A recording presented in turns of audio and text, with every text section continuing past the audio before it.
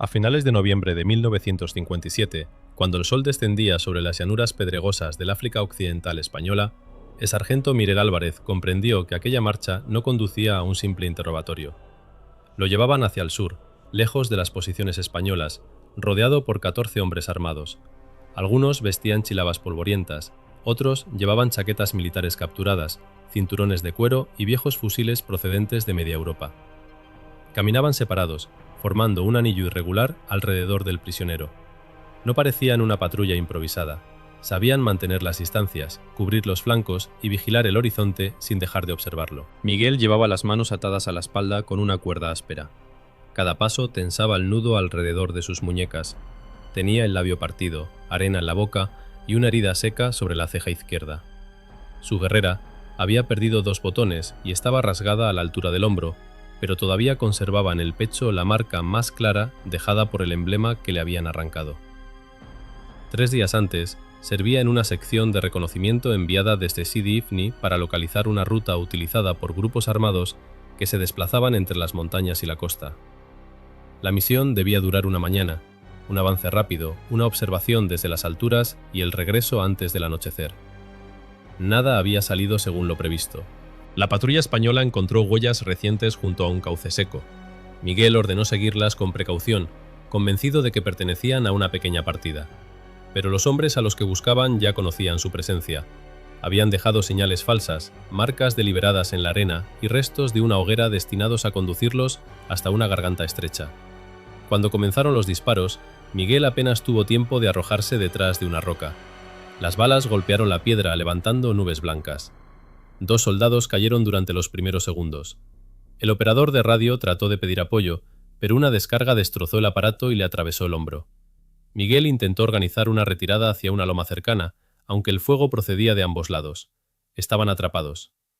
La lucha duró menos de 20 minutos. A Miguel le pareció una eternidad.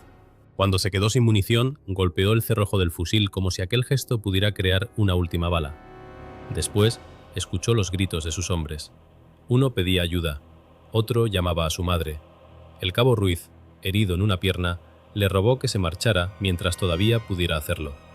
Miguel no se marchó. Salió de su posición con las manos levantadas para evitar que remataran a los supervivientes. Los combatientes lo rodearon, lo desarmaron y lo golpearon hasta derribarlo. Luego recogieron las armas, las cantimploras, las botas que aún podían utilizar y todo lo que tuviera valor. A los heridos españoles los dejaron cerca del barranco. A Miguel se lo llevaron.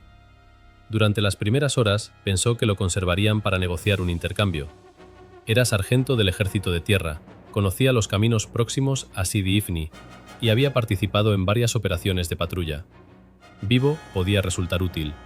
Muerto no era más que otro cuerpo abandonado bajo el sol. Sin embargo, cuanto más avanzaba el grupo, menos probable le parecía aquella esperanza. No se dirigían hacia la costa ni hacia una aldea donde pudiera celebrarse un intercambio. Marchaban hacia el interior, por rutas que evitaban los puestos españoles y las zonas vigiladas desde el aire. Tampoco le habían preguntado su nombre, su unidad o el número de soldados desplegados en su sector. Simplemente lo conducían a alguna parte. Al frente del grupo caminaba un hombre alto llamado Abdelkader. Miguel había oído a los demás pronunciar su nombre varias veces. Llevaba un fusil francés colgado del hombro y una pistola al cinto. Tendría unos 40 años, quizá algunos más.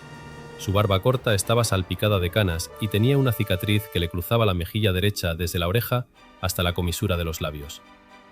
No gritaba, no necesitaba hacerlo. Cuando levantaba la mano, todos se detenían. Cuando señalaba una dirección, el grupo cambiaba de rumbo sin hacer preguntas. Incluso los hombres mayores evitaban sostenerle la mirada demasiado tiempo. Aquella tarde hicieron un alto junto a unas acacias secas. 2 guardias obligaron a Miguel a sentarse sobre la tierra. Uno de ellos le ofreció agua, pero retiró la cantimplora cuando el español intentó beber demasiado. «Despacio», dijo en un castellano rudimentario. «Todavía queda camino». Miguel alzó los ojos. «¿A dónde me lleváis?» El guardia sonrió, mostrando varios dientes oscurecidos. «Ya lo verás». «Mis hombres están heridos. Necesitan ayuda». «Tus hombres ya no son asunto tuyo». Miguel intentó levantarse, pero una culata presionó su hombro y lo obligó a permanecer sentado. Abdelkader se acercó unos minutos después. Se agachó frente al prisionero y examinó su rostro con una tranquilidad que resultaba más inquietante que cualquier amenaza. «Eres el jefe», dijo en un castellano mucho mejor que el del otro hombre. «Soy sargento. Para los que estaban contigo, eras el jefe». Miguel no respondió. Abdelkader sacó del bolsillo una cajetilla de tabaco español. Probablemente la había encontrado entre las pertenencias de algún soldado. Encendió un cigarrillo, aspiró el humo y observó cómo el viento lo arrastraba sobre la llanura. «Los oficiales de Madrid dicen que esta tierra les pertenece», continuó.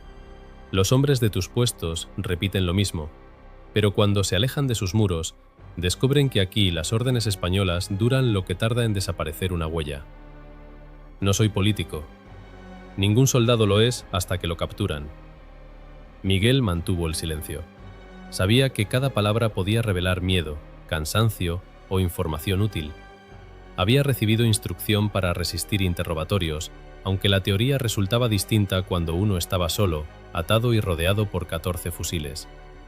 Abdelkader dejó caer la ceniza. «Mañana llegaremos a un campamento. Allí decidirán qué hacer contigo». «¿Quiénes?». El hombre sonrió ligeramente. «Personas que hacen preguntas». Aquella frase confirmó los temores de Miguel. No habría intercambio inmediato. Lo interrogarían sobre las posiciones españolas, los convoyes, la frecuencia de las patrullas y las rutas de abastecimiento. Si colaboraba, dejaría de ser útil cuando terminara de hablar. Si se negaba, tratarían de quebrarlo. En ambos casos, el resultado podía ser el mismo. «¿Y después?», preguntó. Abdelkader dio una última calada antes de aplastar el cigarrillo contra una piedra. «Después dependerá de tus respuestas». Se puso en pie, pero Miguel lo detuvo con otra pregunta. «¿Por qué 14 hombres para vigilar a un solo prisionero?». El jefe de la escolta lo miró durante varios segundos. «Porque ya nos han advertido sobre ti». Miguel sintió un escalofrío a pesar del calor. «¿Quién?». «Un hombre que sobrevivió a vuestra patrulla de octubre. Dijo que eras paciente, que observabas antes de actuar, que una vez seliste a 3 hombres durante 2 días sin que te vieran». Miguel recordó aquella operación.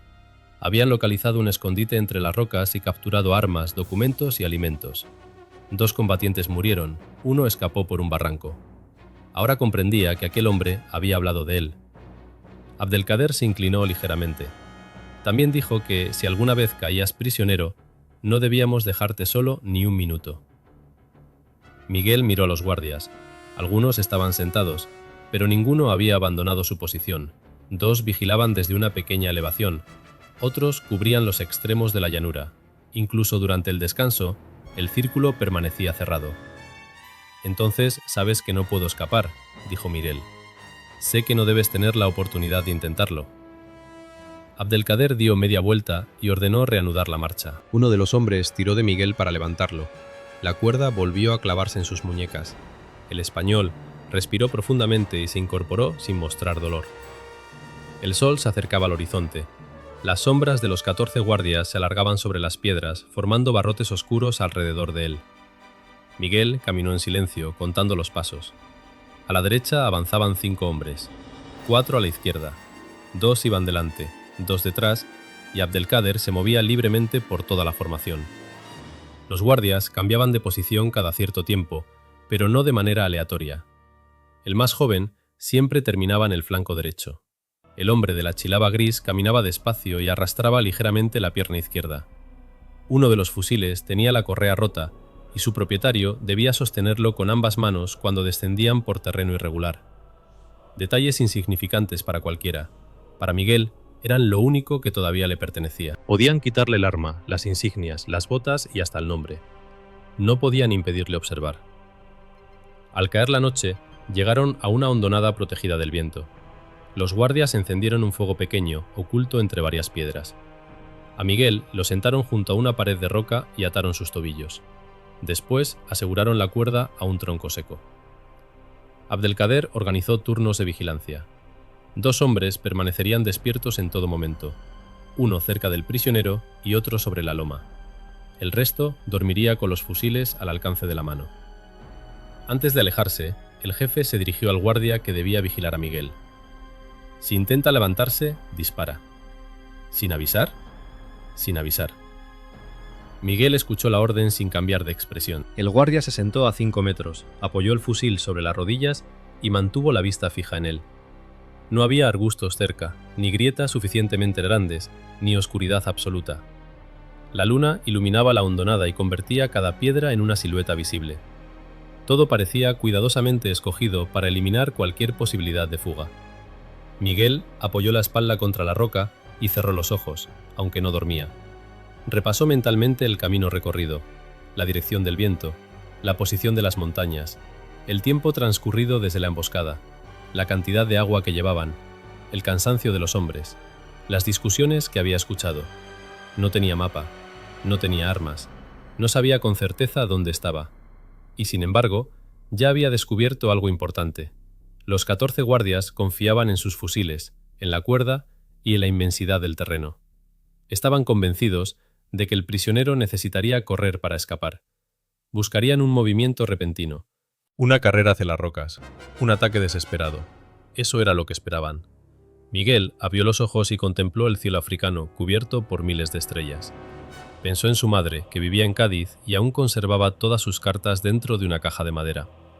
Pensó en su hermana Isabel y en la promesa de volver a España antes de Navidad. Pensó en los hombres que había dejado heridos en el barranco. No sabía si serían vivos. Tampoco sabía si él llegaría vivo al amanecer siguiente. Pero una certeza empezó a crecer dentro de él. Si alcanzaban aquel campamento, sería demasiado tarde. La orden de Abdelkader no había sido una amenaza pronunciada en un momento de ira. Era una sentencia cuidadosamente preparada. Llevarlo al interior, obtener lo que sabía y hacer que desapareciera en una tierra donde nadie encontraría su cuerpo. Miguel volvió la mirada hacia el guardia. El hombre parpadeaba lentamente. Estaba cansado, pero todavía atento. Más allá del fuego, dormían otros 12. Abdelkader descansaba apartado, con la pistola bajo la mano. En lo alto de la loma se recortaba la figura del último centinela. 14 hombres, 14 armas, un prisionero atado en medio de una extensión sin refugios. Cualquier intento parecía condenado al fracaso. Miguel bajó la cabeza, fingiendo resignación. Por dentro, sin embargo, comenzó a prepararse. No pensaba enfrentarse a los 14. No necesitaba vencerlos. Solo debía encontrar la manera de desaparecer ante sus ojos. Al amanecer reanudaron la marcha sin una sola palabra inútil. El cielo sobre Sidi Ifni todavía conservaba una franja pálida de azul frío cuando obligaron a Miguel a ponerse en pie. Había dormido apenas unos minutos, sentado contra la roca, con las piernas entumecidas y las muñecas marcadas por la cuerda. Uno de los vigilantes le cortó la atadura de los tobillos, pero le dejó las manos sujetas a la espalda.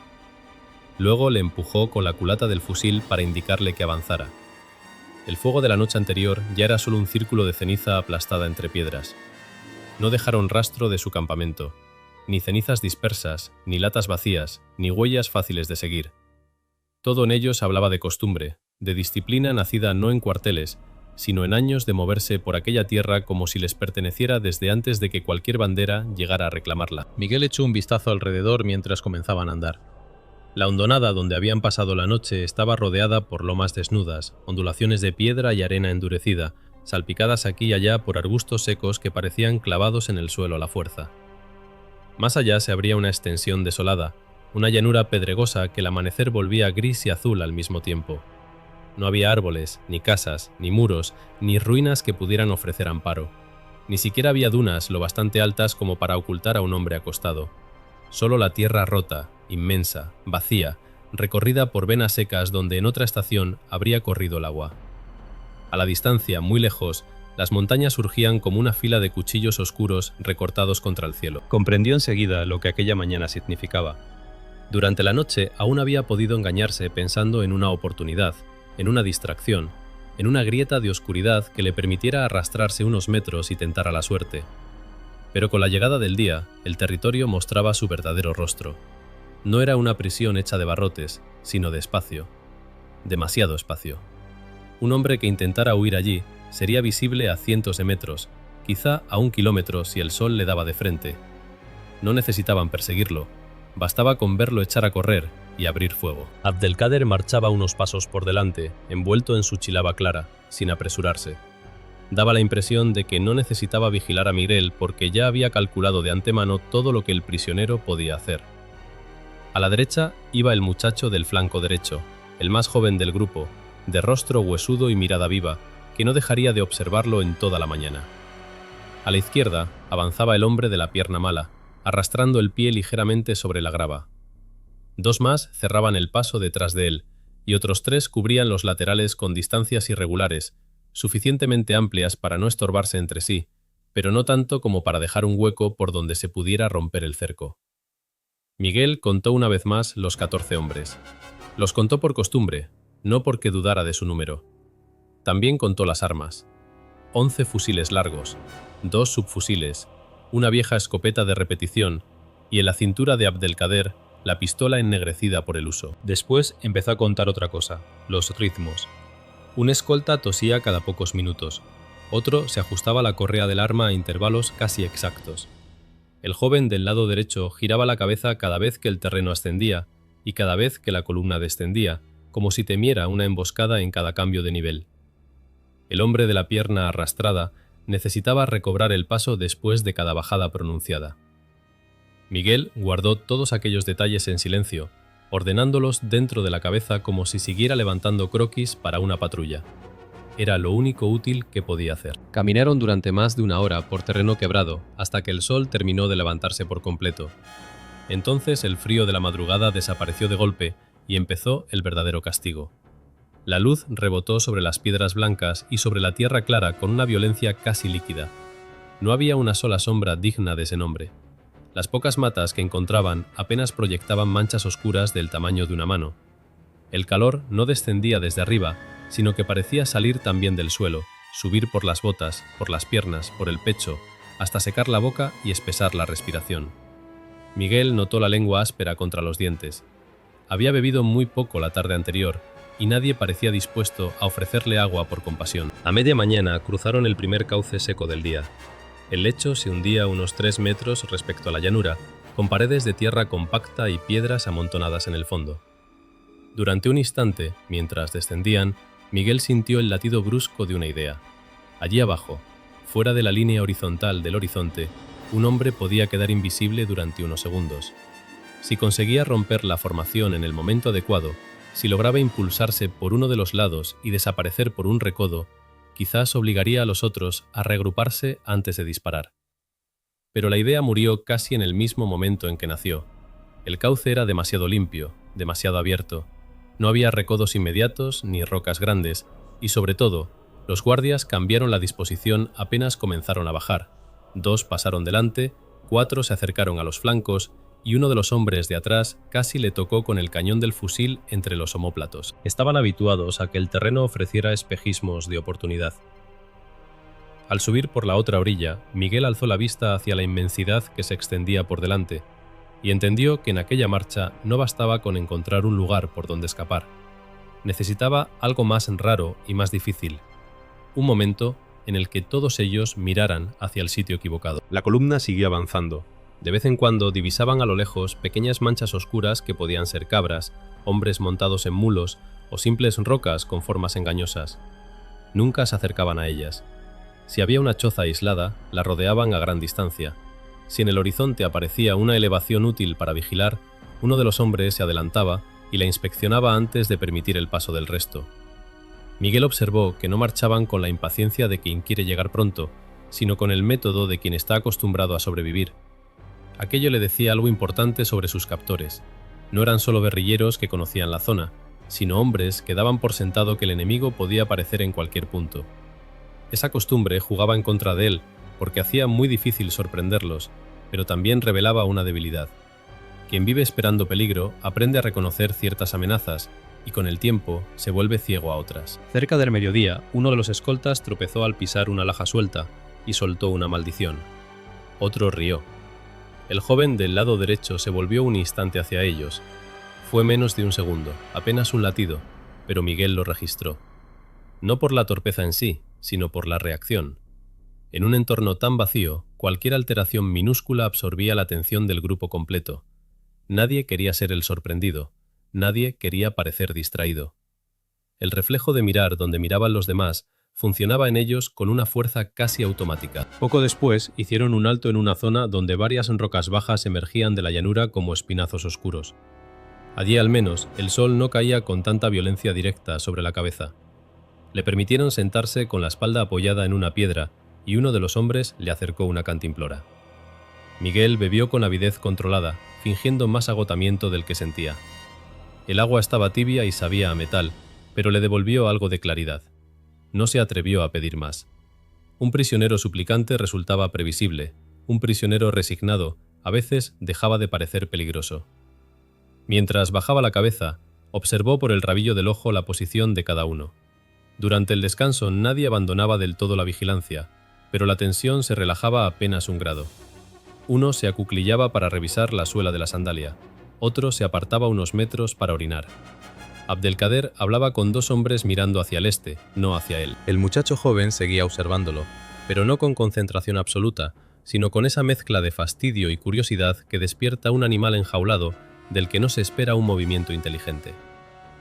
Miguel respiró hondo y cerró los ojos un instante, no para dormir, sino para escuchar. El roce de la tela contra las armas, las piedras desplazadas bajo las botas, el clic de un mechero, el murmullo breve de una conversación en chelja, el silbido del viento arrastrando granos de arena contra la roca. En un lugar así, donde no había nada, todo sonido adquiría relieve, también el silencio. Había aprendido eso durante las patrullas cerca de la costa. El desierto no ocultaba al hombre, pero sí amplificaba sus errores. Reanudaron la marcha bajo un sol aún más feroz. La tierra empezó a cambiar de color y de textura. A ratos se volvía rojiza, a ratos cenicienta, y en ciertos tramos quedaba cubierta de piedras negras que acumulaban tanto calor que el aire sobre ellas parecía temblar. La distancia engañaba.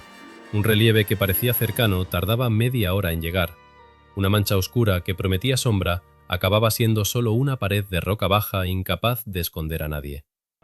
Miguel comenzó a sentir el peso del paisaje como una voluntad hostil. No era un escenario vacío, sino un aliado natural de quienes lo conducían. Cada kilómetro le repetía la misma verdad: correr equivalía a morir. Sin embargo, cuanto más evidente se volvía esa verdad, más claro veía él el único camino posible. No podría escapar mediante la fuerza ni mediante la velocidad. Tendría que hacerlo mediante la percepción. Tendría que desaparecer antes de que comprendieran que estaba desapareciendo. A primera hora de la tarde, después de otra larga travesía en silencio, vieron una hilera de construcciones de barro en la lejanía. Eran pocas, quizá 5 o 6, agrupadas alrededor de un pozo o de una cisterna. Un asentamiento mínimo, medio borrado por la luz.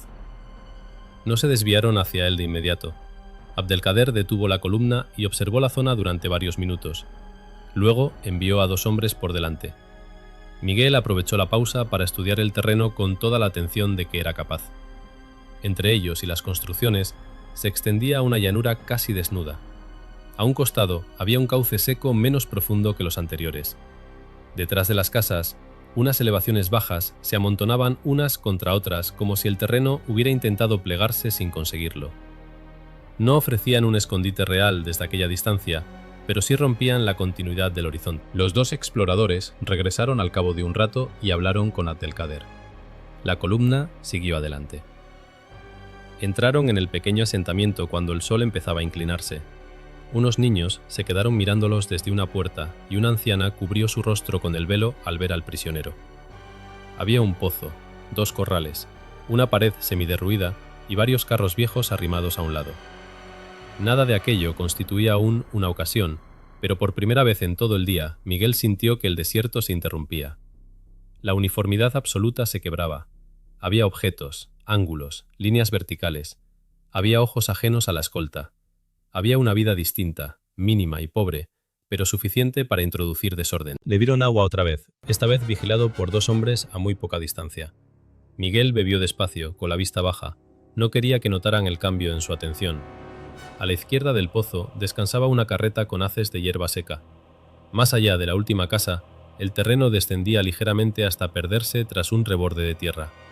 No era aún una vía de fuga, solo una promesa vaga, pero las promesas vagas eran más de lo que el desierto le había ofrecido en toda la jornada. Un niño pasó corriendo entre 2 cabras y un escolta le gritó algo.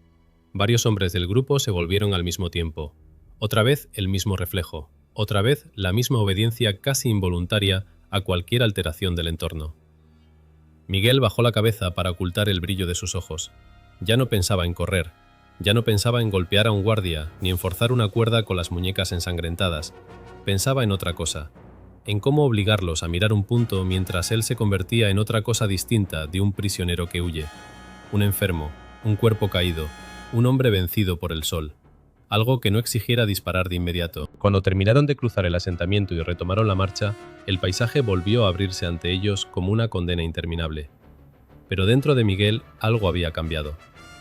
La llanura seguía siendo inmensa. Los 14 hombres seguían armados. La distancia hasta cualquier refugio verdadero seguía siendo absurda. Nada de eso había mejorado, y sin embargo, ya no veía el territorio solo como una cárcel. Empezaba a verlo como un tablero. Desnudo, sí. Implacable también, pero gobernado por hombres, y los hombres, por atentos que fueran, no miraban la realidad tal como era. Miraban aquello que esperaban encontrar. Miguel caminó con la cabeza inclinada, fingiendo agotamiento. Contó de nuevo los pasos, las pausas, el sonido de cada bota sobre la grava. El sol descendía lentamente detrás de ellos. Las sombras se alargaban. El joven del flanco derecho se pasaba la lengua por los labios resecos.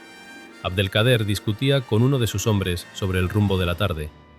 El del pie arrastrado empezaba a quedarse medio paso atrás en los tramos ascendentes. No había una sola roca grande donde ocultarse. No había una sola mata capaz de cubrir un cuerpo. No había una sola grieta cercana que prometiera salvación. Y aún así, Miguel supo, con una certeza fría y precisa, que la oportunidad aparecería. No porque el desierto se la ofreciera, sino porque la vigilancia perfecta no existe. Ni siquiera para 14 hombres convencidos de que un prisionero solo puede escapar corriendo. Siguió avanzando en silencio, dejando que el cansancio doblara sus hombros. Por fuera, parecía más derrotado con cada kilómetro.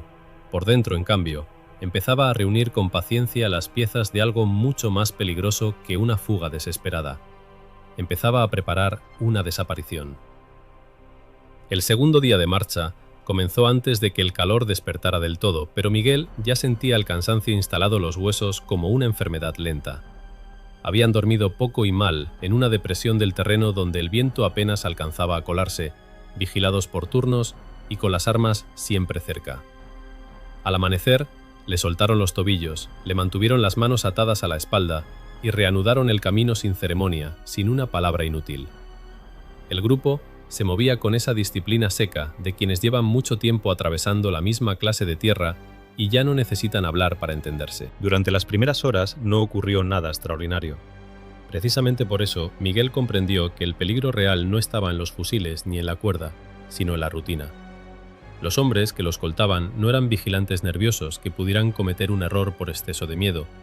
Eran hombres que habían repetido demasiadas veces aquel tipo de trayecto. Sabían cuándo detenerse, cuándo mirar atrás, cuándo dispersarse un poco y cuándo cerrarse alrededor del prisionero. La vigilancia no les costaba esfuerzo, formaba parte de sus movimientos igual que respirar o tragar saliva. Miguel avanzaba con la cabeza gacha, aparentando más fatiga de la que en realidad sentía.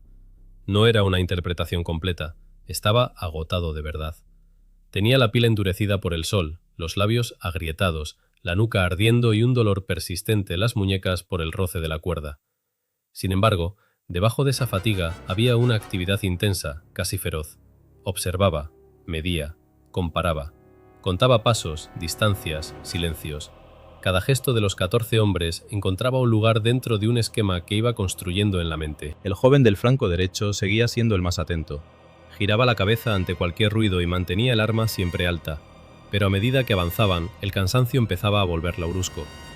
El hombre de la pierna arrastrada se rezagaba un poco en los repechos y compensaba la debilidad con un mal humor visible. Dos de los mayores parecían seguros hasta la arrogancia. Eran los más peligrosos y al mismo tiempo los más descuidados durante las pausas, porque se sentían dueños de la situación.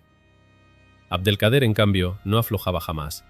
A veces se separaba unos metros, otras se acercaba tanto que Miguel podía oír el roce de su ropa, pero siempre parecía mantener al grupo entero dentro de su campo de visión. A media mañana cruzaron una zona de piedra descompuesta donde el terreno se quebraba en pequeñas ondulaciones que impedían ver más allá de 50 o 60 metros. Miguel pensó por un instante que aquel tipo de relieve podía favorecerlo, pero la idea duró poco. En cuanto el grupo entró en aquella franja, la formación cambió casi sin orden visible. Los flancos se estrecharon, dos hombres pasaron delante, Otros 2 se quedaron rezagados y el propio Abdelkader comenzó a detenerse cada cierto tiempo para examinar la siguiente ondulación antes de permitir el paso. No, por allí tampoco. La escolta respondía al paisaje con una rapidez que volvía inútil cualquier impulso simple. El sol siguió subiendo y la tierra empezó a vaciarse otra vez. Desaparecieron las ondulaciones y regresó la gran llanura pedregosa, brutal, abierta, sin una sola sombra aprovechable. A la izquierda, muy lejos, se levantaban unas colinas rojas. A la derecha, la línea del horizonte temblaba sobre una capa de calor que parecía agua. Miguel llevaba ya horas concluyendo lo mismo una y otra vez. No existía una vía física de escape. Cualquier intento directo habría terminado con una bala antes del tercer paso. No podía confiar en la velocidad, ni en la sorpresa, ni en la resistencia. La única forma posible de salir vivo de allí sería convertirse en algo que ellos no identificaran como fuga hasta que fuera demasiado tarde. Aquella idea, que la víspera solo era una intuición, empezó a hacerse más sólida con cada kilómetro. No tenía aún forma precisa, pero se alimentaba de un principio que él conocía bien de sus patrullas. Un hombre ve mejor lo que espera ver.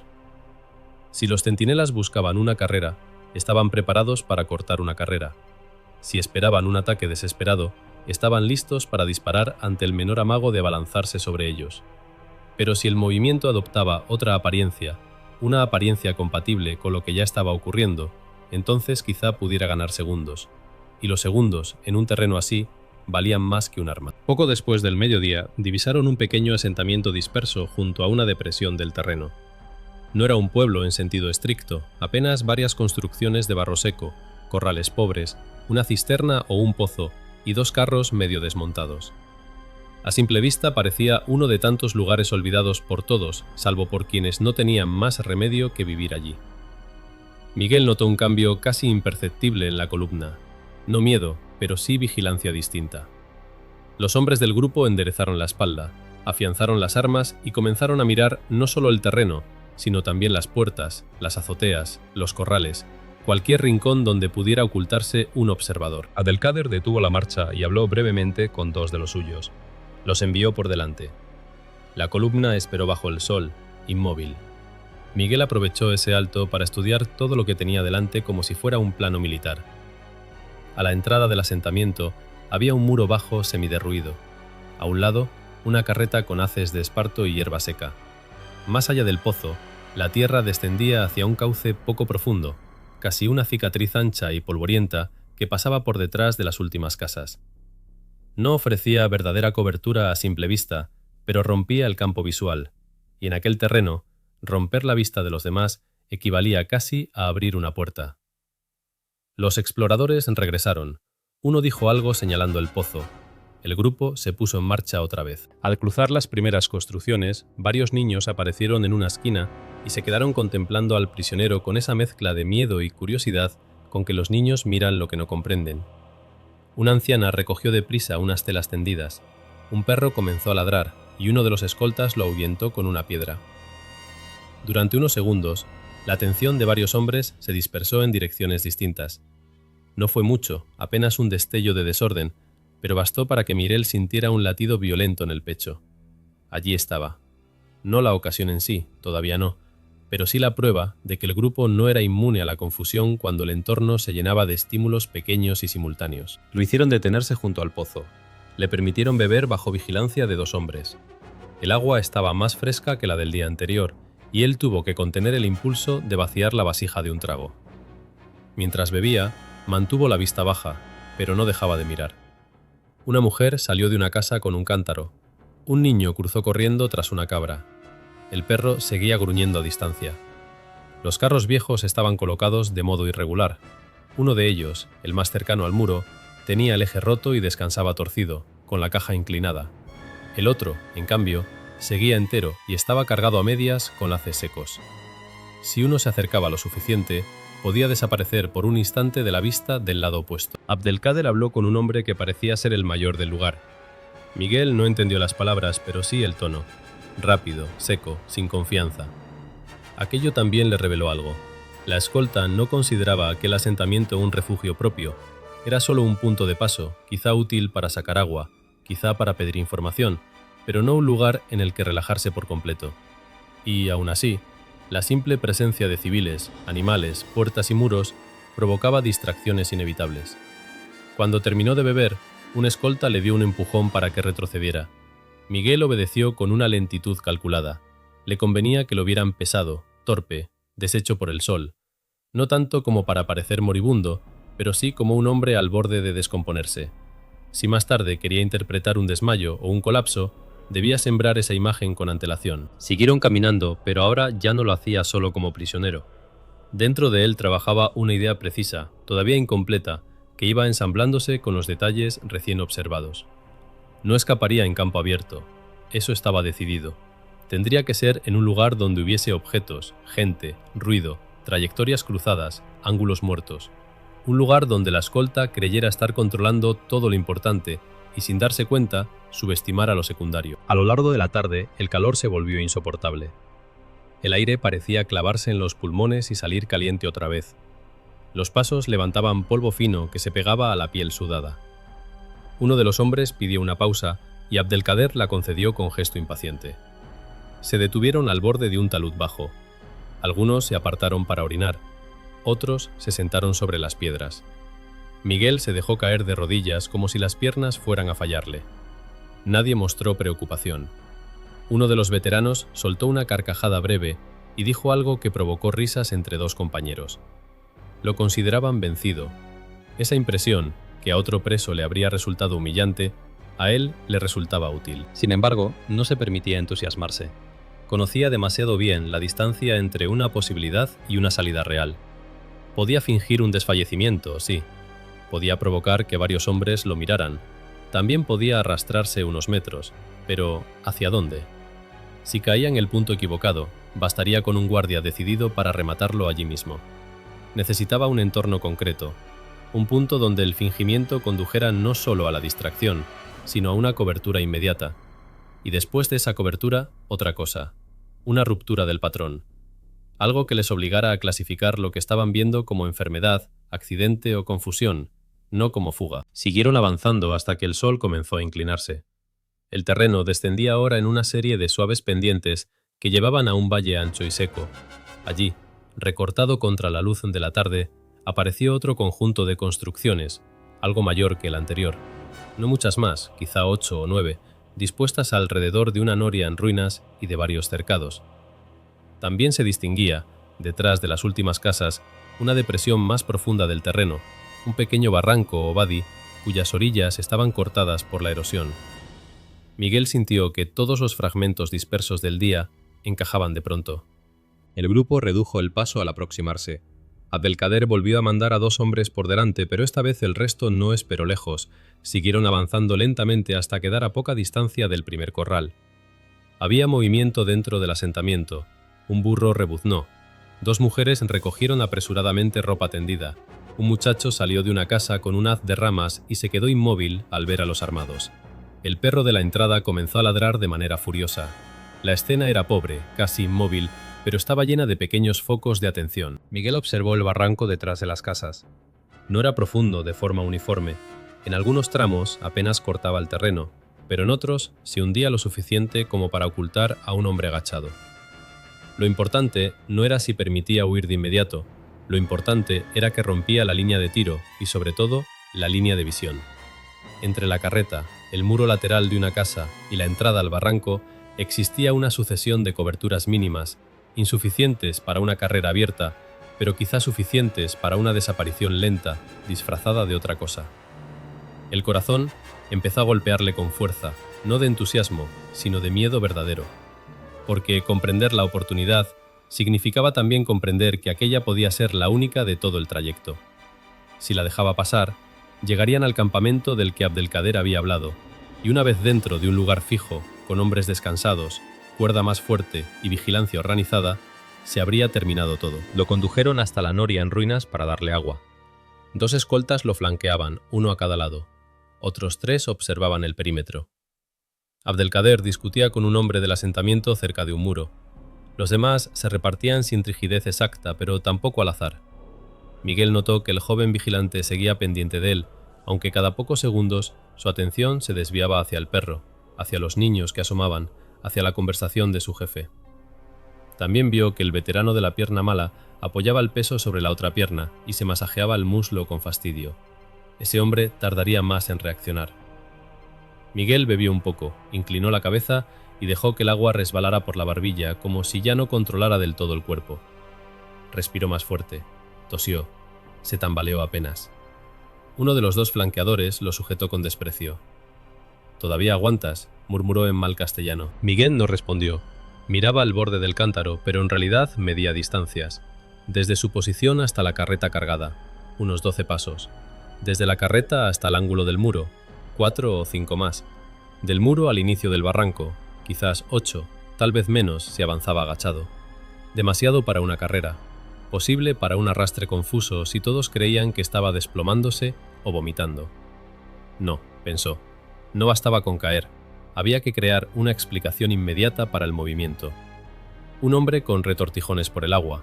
Un prisionero cegado por el sol que se aparta para no vomitar sobre los demás. Algo sucio, incómodo, banal. Algo que los guardias no quisieran convertir enseguida en un tiroteo delante de civiles y niños. En ese instante, un muchacho del asentamiento pasó corriendo entre las cabras y recibió un grito de su madre. Varios escoltas volvieron la cabeza a la vez. Solo un segundo, pero el segundo existió, y Miguel supo que la idea ya estaba completa. No escaparía mediante un estallido de fuerza. Escaparía contaminando la percepción de quienes lo vigilaban. Se dejaría caer de manera verosímil. Haría creer que el sol o el agua lo habían vencido. Aprovecharía la proximidad de la carreta y del muro para desplazarse como un enfermo, no como un fugitivo. Y solo cuando la confusión le regalara la mínima franja de invisibilidad, rompería por el barranco. Le entró entonces un miedo tan intenso que estuvo a punto de perder la calma. No por la dificultad del plan, sino por su fragilidad. Todo dependía de segundos, de miradas, de gestos ajenos. Dependía de que los hombres reaccionaran como ya habían reaccionado otras veces. Dependía de que ninguno disparara por puro instinto. Dependía de que el propio cuerpo le obedeciera después de tantos kilómetros de sed, golpes y fatiga. Aún así, no había alternativa. Miguel alzó lentamente la vista y miró el horizonte más allá de las casas. El desierto seguía allí, vasto, desnudo, indiferente. Pero por primera vez, desde su captura, no lo vio como una condena cerrada, sino como un espacio que podía tragarse a un hombre si antes lograba desaparecer a escala pequeña, a escala humana, ante los ojos de 14 vigilantes convencidos de estar mirando exactamente donde debían. Bajó la cabeza otra vez y dejó caer parte del agua sobre el suelo. Respiró con dificultad fingida. Encogió los hombros como si un dolor repentino le atravesara el vientre. Todavía no, aún no. Pero la oportunidad ya tenía forma, lugar y sentido.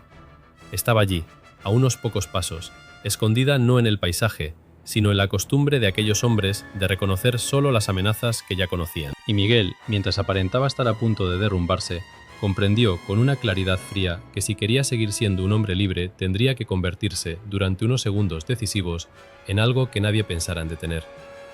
La tarde parecía inmóvil, como si el calor hubiera detenido incluso el tiempo sobre aquel grupo de casas de barro.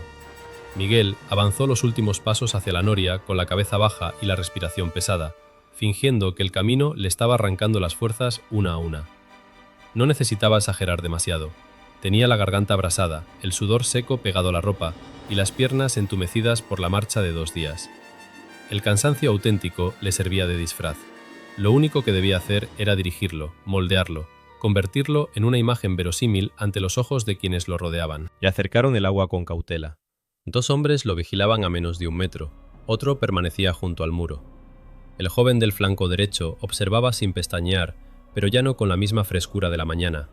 El sol, la sed y la repetición habían empezado a erosionarlo igual que a todos. Abdelkader seguía hablando con un anciano del lugar, de espaldas a Miguel, aunque sin perder del todo el control de la escena. Los demás se repartían alrededor del pequeño espacio abierto, atentos al entorno, al pozo, a las puertas, a los corrales, a los niños que asomaban y volvían a esconderse. Era justamente eso lo que Miguel necesitaba, no una distracción única, demasiado evidente, sino una fragmentación de la atención. Bebió 2 tragos y dejó que parte del agua le corriera por la barbilla. Después tosió. No una tos teatral, sino seca, corta, como si el líquido le hubiera bajado mal. Uno de los escoltas soltó una palabra áspera y le arrebató el recipiente. Miguel dio un paso atrás, dobló ligeramente el torso y apretó los labios, fingiendo que el estómago se le cerraba con violencia. El hombre de la pierna mala soltó una risa breve. Otro dijo algo en voz baja. Para ellos seguía siendo un prisionero agotado, no una amenaza. Miguel dejó pasar 3 segundos más. Luego dio otro paso, tambaleándose hacia un lado, y cayó de rodillas con un golpe seco contra la tierra. Todo ocurrió exactamente como había imaginado, y al mismo tiempo de una forma más caótica. El joven del flanco derecho levantó el fusil de inmediato. Uno de los veteranos avanzó un paso. El perro comenzó a ladrar otra vez. Desde una puerta, una mujer soltó una exclamación. Abdelkader se volvió. En medio de aquel mínimo estallido de reacciones, Miguel se encorvó sobre sí mismo con el cuerpo sacudido por arcadas vacías, como si el agua le hubiera revuelto las entrañas. El movimiento resultaba tan desagradable y tan humano que durante un instante nadie quiso resolverlo con un disparo. No estaban viendo a un fugitivo, estaban viendo a un hombre a punto de vomitar. Uno de los escoltas lo empujó con la punta de la bota. ¡Arriba! Miguel emitió un sonido ronco, sin articular palabras, y se dejó caer de costado. Quedó medio incorporado sobre un codo, respirando con dificultad, con la cara desencajada y los ojos entornados. El gesto era humillante, casi animal. Precisamente por eso funcionó. La amenaza se había reducido de tamaño. Ya no era el sargento español del que les habían hablado. Era un cuerpo vencido por el sol. Abdelkader se acercó con pasos rápidos. Miguel oyó su voz antes de verle el rostro. ¿Qué le pasa? Nadie respondió enseguida. Uno dijo algo sobre el calor, otro mencionó el agua. El jefe lo observó un par de segundos, quizá sospechando, quizá valorando si merecía la pena conservarlo entero o acabar allí mismo con el problema. Miguel mantuvo el temblor de la respiración y dejó que un hilo de saliva le mojara el mentón. Luego se llevó las rodillas hacia el vientre, muy despacio, como si el dolor le atravesara por dentro. Abdelkader chasqueó la lengua, molesto. Que se aparte. No quiero suciedad aquí. Aquella frase fue la primera grieta real. Uno de los hombres tiró de él del brazo para obligarlo a moverse.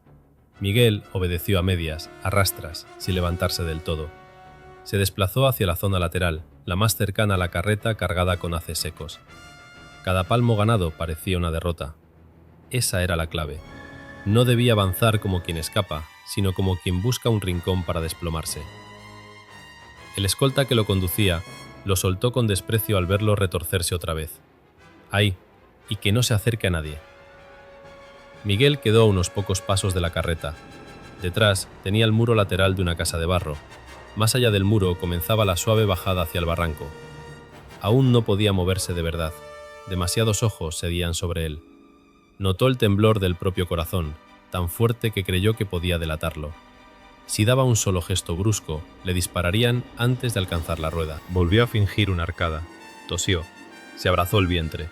Durante varios segundos se limitó a respirar con violencia, ganando tiempo, dejando que la escena se asentara en la mente de los otros. Necesitaba que todos aceptaran la misma interpretación.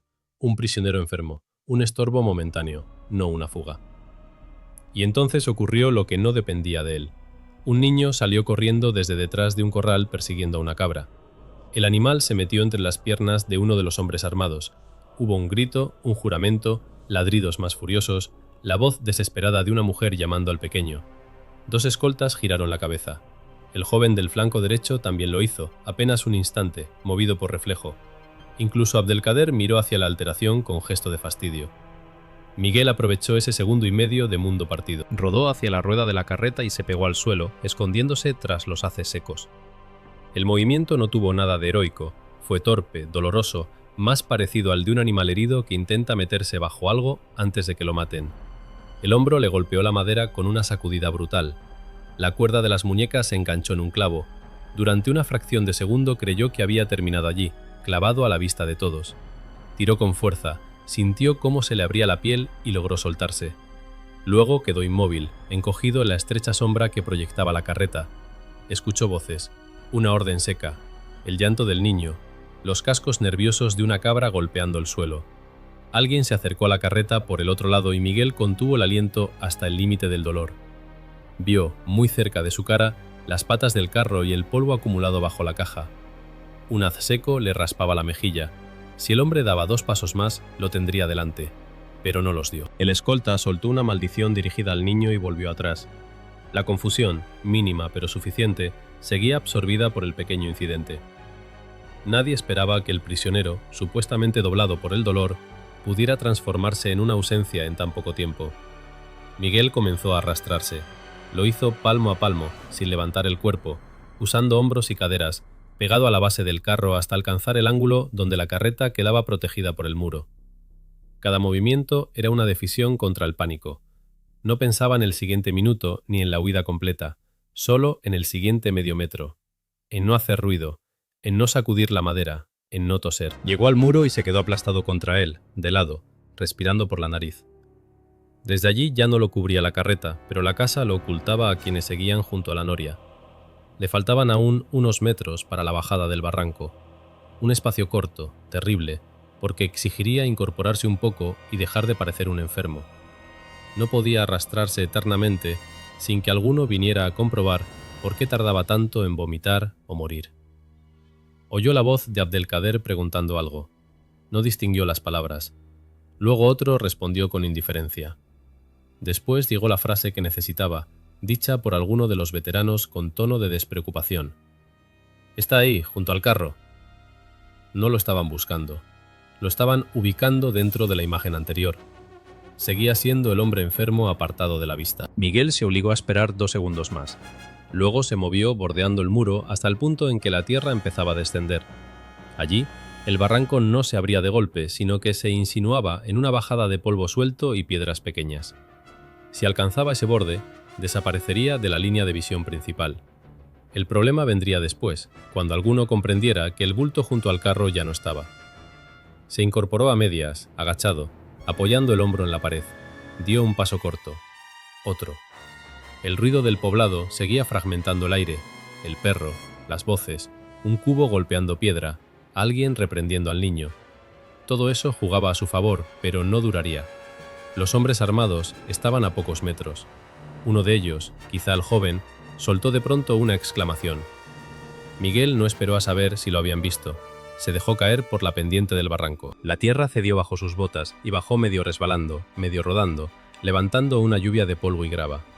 Una piedra le golpeó la rodilla, otra le abrió la palma de la mano, aunque apenas sintió el dolor en aquel instante. Solo cuando llegó al fondo, encajonado entre taludes de tierra endurecida y restos de matorral seco, comprendió que había desaparecido de verdad durante un segundo completo. Arriba seguía el poblado, arriba seguían los 14 hombres, pero él ya no estaba dentro de su campo inmediato de visión. Entonces llegó el grito. No uno, sino varios, superpuestos. Órdenes, pasos. El sonido inconfundible de hombres corriendo hacia un borde. Miguel no miró atrás. Echó a correr barranco abajo con las manos todavía atadas, torcido, desequilibrado, tropezando a cada momento en el lecho de piedras. El cauce no era profundo de manera constante. A veces subía casi hasta el nivel del terreno y luego volvía a hundirse. Si tomaba un tramo malo, lo verían y lo coserían a tiros desde arriba. Corrió con la cabeza baja, buscando las curvas, las sombras mínimas de los taludes, cualquier línea rota. Una bala levantó polvo a su izquierda. Otra golpeó tierra seca delante de él. No habían disparado enseguida cuando cayó enfermo. Ahora sí entendían. Ahora veían la fuga. Pero ya era tarde para el primer disparo fácil. Tenían que encontrar el ángulo. Miguel llegó a una curva más cerrada del barranco y aprovechó para tirarse al suelo detrás de un saliente de barro endurecido. Oyó voces por encima, pasos que lo seguían desde la orilla. Algunos intentaban bajar, otros corrían paralelos al cauce. No podía quedarse allí. Era solo una pausa, no un refugio. Se impulsó otra vez y siguió avanzando, jadeando, con el pecho a punto de reventarle. El barranco se estrechó entre 2 paredes irregulares. En el fondo crecían unos arbustos resecos y había bloques de piedra medio enterrados. Miguel zigzagueó entre ellos, más por instinto que por cálculo. Otra descarga sonó a su espalda, pero las balas ya no encontraban un blanco limpio. El terreno lo estaba cortando en fragmentos. Eso era lo que necesitaba desde el principio. No esconderse del todo, sino dejar de ser una figura continua. A los pocos metros vio algo mejor. El cauce se bifurcaba en una hendidura lateral casi oculta por un derrumbe antiguo. Era estrecha, torcida, llena de piedra suelta, pero se internaba hacia una zona más profunda. Miguel se metió por allí sin vacilar. La entrada quedaba protegida por un saliente, de modo que desde arriba no se distinguía bien. Al fondo, el terreno descendía un poco más y formaba una especie de repliegue oscuro entre rocas. Se dejó caer dentro y quedó inmóvil, pegado a la pared, tragando aire a bocanadas silenciosas. Arriba seguían los gritos. Uno de los perseguidores corrió de largo por el cauce principal. Otro se detuvo tan cerca que Miguel pudo oír las piedras rodando bajo sus botas. Una voz preguntó algo. Otra contestó desde más lejos. Alguien juró. Habían perdido la línea exacta de su movimiento. Ya no sabían si seguía adelante, si había caído, si se había metido entre los arbustos o si, imposible de aceptar pero real, acababa de borrarse ante sus ojos. Miguel cerró los ojos un segundo y apoyó la frente contra la roca caliente. No por alivio, porque aún no existía tal cosa, sino para contener el temblor brutal que le recorría el cuerpo.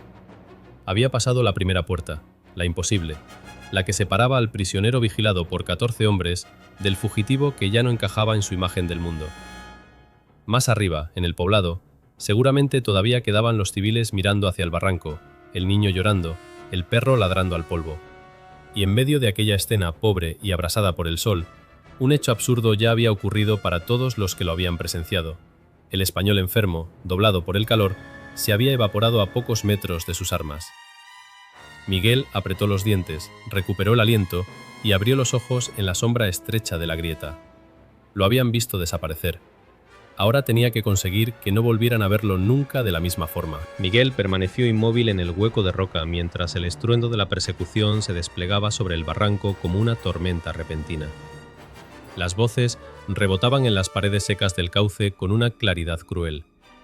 Cada orden parecía pronunciada a pocos centímetros de su oído. No podía distinguir todas las palabras, pero sí el tono: irritación, urgencia, incredulidad. Los 14 hombres que lo habían conducido durante 2 días seguían intentando encajar lo imposible dentro de una explicación razonable. El prisionero no podía haberse evaporado, debía de estar cerca, herido, agazapado, esperando el momento de echar a correr otra vez.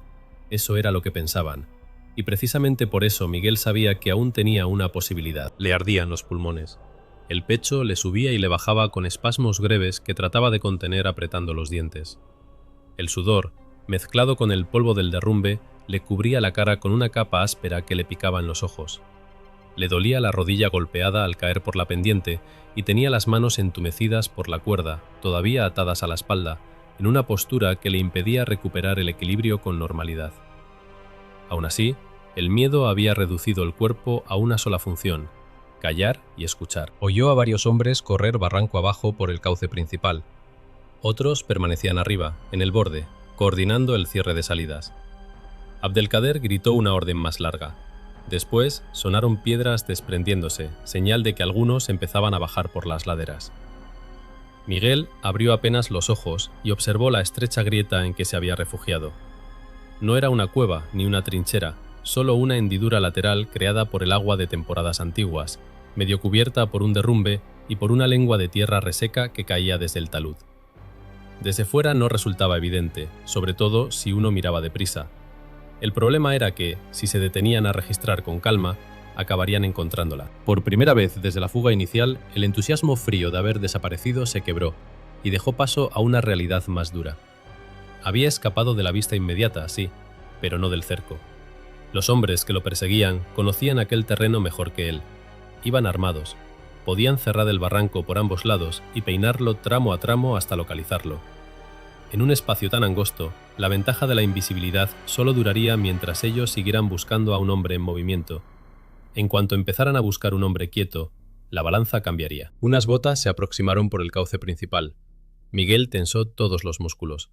El sonido se detuvo a muy poca distancia. Escuchó una respiración cansada, luego el chasquido metálico de un arma reajustada en las manos. El perseguidor lanzó una piedra dentro de un grupo de arbustos cercanos. La piedra golpeó ramas secas y siguió rodando. No obtuvo respuesta. Después, el hombre avanzó unos pasos más. Miguel pudo ver, a través de una rendija entre tierra y roca, la sombra quebrada de sus piernas moviéndose sobre la luz del cauce. El hombre dudó. Si giraba la cabeza hacia la grieta y se acercaba un poco, todo habría terminado allí. Pero otro gritó desde más adelante, y el perseguidor siguió de largo. Miguel esperó varios segundos antes de permitirse otra respiración profunda. Su escondite seguía intacto, pero ya no valía mucho. La primera oleada de búsqueda estaba avanzando rápido, guiada por la lógica de quien supone que el fugitivo ha seguido corriendo. Pronto uno de ellos advertiría la hendidura lateral, o volvería sobre sus pasos, o descendería por el borde superior para revisar las paredes. Tenía que moverse antes de que la caza dejara de ser una reacción y se convirtiera en un rastreo. Muy despacio, giró el cuerpo lo suficiente para apoyar un hombro contra la roca y asomarse un poco más. La hendidura no terminaba allí. Descendía oblicua entre dos masas de piedra y desembocaba, unos metros más abajo, en una zona más sombría donde el terreno se estrechaba todavía más. Miguel distinguió un paso irregular, medio tapado por bloques desprendidos, que parecía continuar hacia el interior del barranco, no por el cauce visible, sino por una especie de garganta secundaria. No sabía si llevaba a alguna parte o si acabaría cerrándose en una trampa sin salida. Pero quedarse quieto significaba esperar a que lo sacaran como a una alimaña. Eligió el riesgo de avanzar. Comenzó a moverse usando hombros, caderas y rodillas. Cada roce de la cuerda en las muñecas le arrancaba un dolor punzante. Tenía que impulsarse con el costado, torciendo el cuerpo para pasar por los huecos más estrechos. En 2 ocasiones, una piedra suelta se deslizó bajo él y temió que el ruido lo delatara, pero los gritos del barranco principal y el eco de las órdenes amortiguaron los pequeños sonidos. Al llegar al paso más angosto, tuvo que inclinar la cabeza y empujar con las piernas para cruzar entre 2 rocas que casi se tocaban. Del otro lado, encontró un espacio más profundo, apenas iluminado desde arriba. Allí, el aire era ligeramente más fresco y olía a tierra vieja, como si durante las lluvias el agua hubiera lamido aquellas paredes hasta ocultar cualquier rastro humano. Desde ese punto podía oír mejor lo que ocurría afuera. Abdelkader estaba organizando la búsqueda con rapidez y sin perder la calma. Miguel captó palabras repetidas: arriba, abajo, cerrar, vigilar, esperar. No se trataba de una persecución desordenada. El jefe había comprendido que el primer error había sido subestimar al prisionero y ahora corregía el segundo. No iba a dejar que el miedo dispersara a sus hombres. Iban a convertir el barranco en una red. Miguel pensó en el tiempo. ¿Cuánto había pasado desde que rodó junto a la carreta? ¿2 minutos? ¿5? En situaciones así los segundos se deformaban, pero no importaba la cifra exacta. Lo esencial era que la noticia de la fuga ya se había asentado. Arriba, en el poblado, todos sabían que un hombre había desaparecido ante los ojos de 14 escoltas. Eso hería el orgullo, y un orgullo herido volvía peligrosos incluso a los hombres prudentes. Le llegó entonces otro sonido, distinto de las voces: ladridos. El perro del asentamiento, o quizá 2 perros, excitados por la agitación. Miguel cerró los ojos un instante. Si decidían usar animales para rastrear el fondo del barranco, su margen se reduciría aún más. No sabía si aquellos perros estaban entrenados para seguir un olor, o si solo ladraban por contagio, pero bastaba con la posibilidad para acelerar cada pensamiento. Siguió avanzando por la garganta secundaria. El terreno bajaba, luego se nivelaba un poco, luego volvía a quebrarse. A ratos tenía que desplazarse casi de lado entre las rocas, en otros podía ponerse de cuclillas unos segundos antes de continuar. Todo aquel pasaje parecía formado por la paciencia del agua y del tiempo, no por una vía pensada para hombres. Precisamente por eso resultaba útil. Los perseguidores correrían primero por los lugares obvios. Lo que exigía lentitud y agacharse no era lo primero que se exploraba en medio de una caza. De pronto el pasaje desembocó en una pequeña cámara abierta por arriba, una especie de ensanchamiento del terreno cuyo techo había cedido en algún momento. La luz entraba en una banda inclinada. En el suelo había barro antiguo petrificado, restos de ramas arrastradas por viejas corrientes y un hilo casi invisible de humedad en una de las paredes. Miguel comprendió que aquella parte del barranco, aunque ahora parecía muerta, en temporada de lluvias debía convertirse en un pequeño torrente lateral.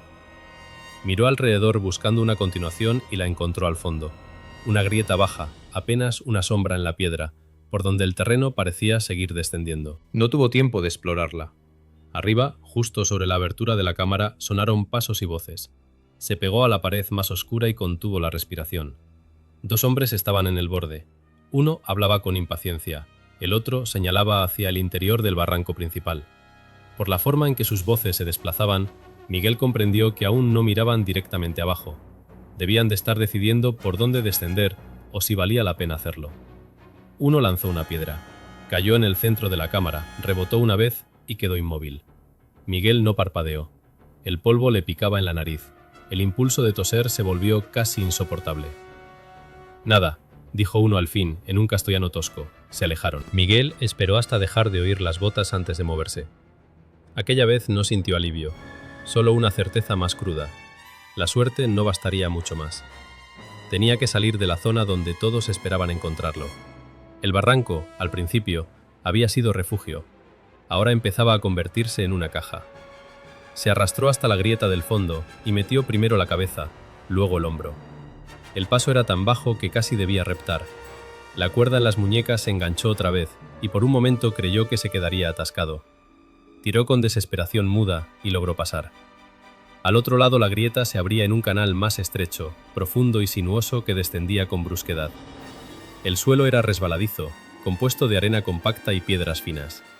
Miguel bajó medio sentado, medio deslizándose, tratando de no hacer demasiado ruido. 2 veces estuvo a punto de caer.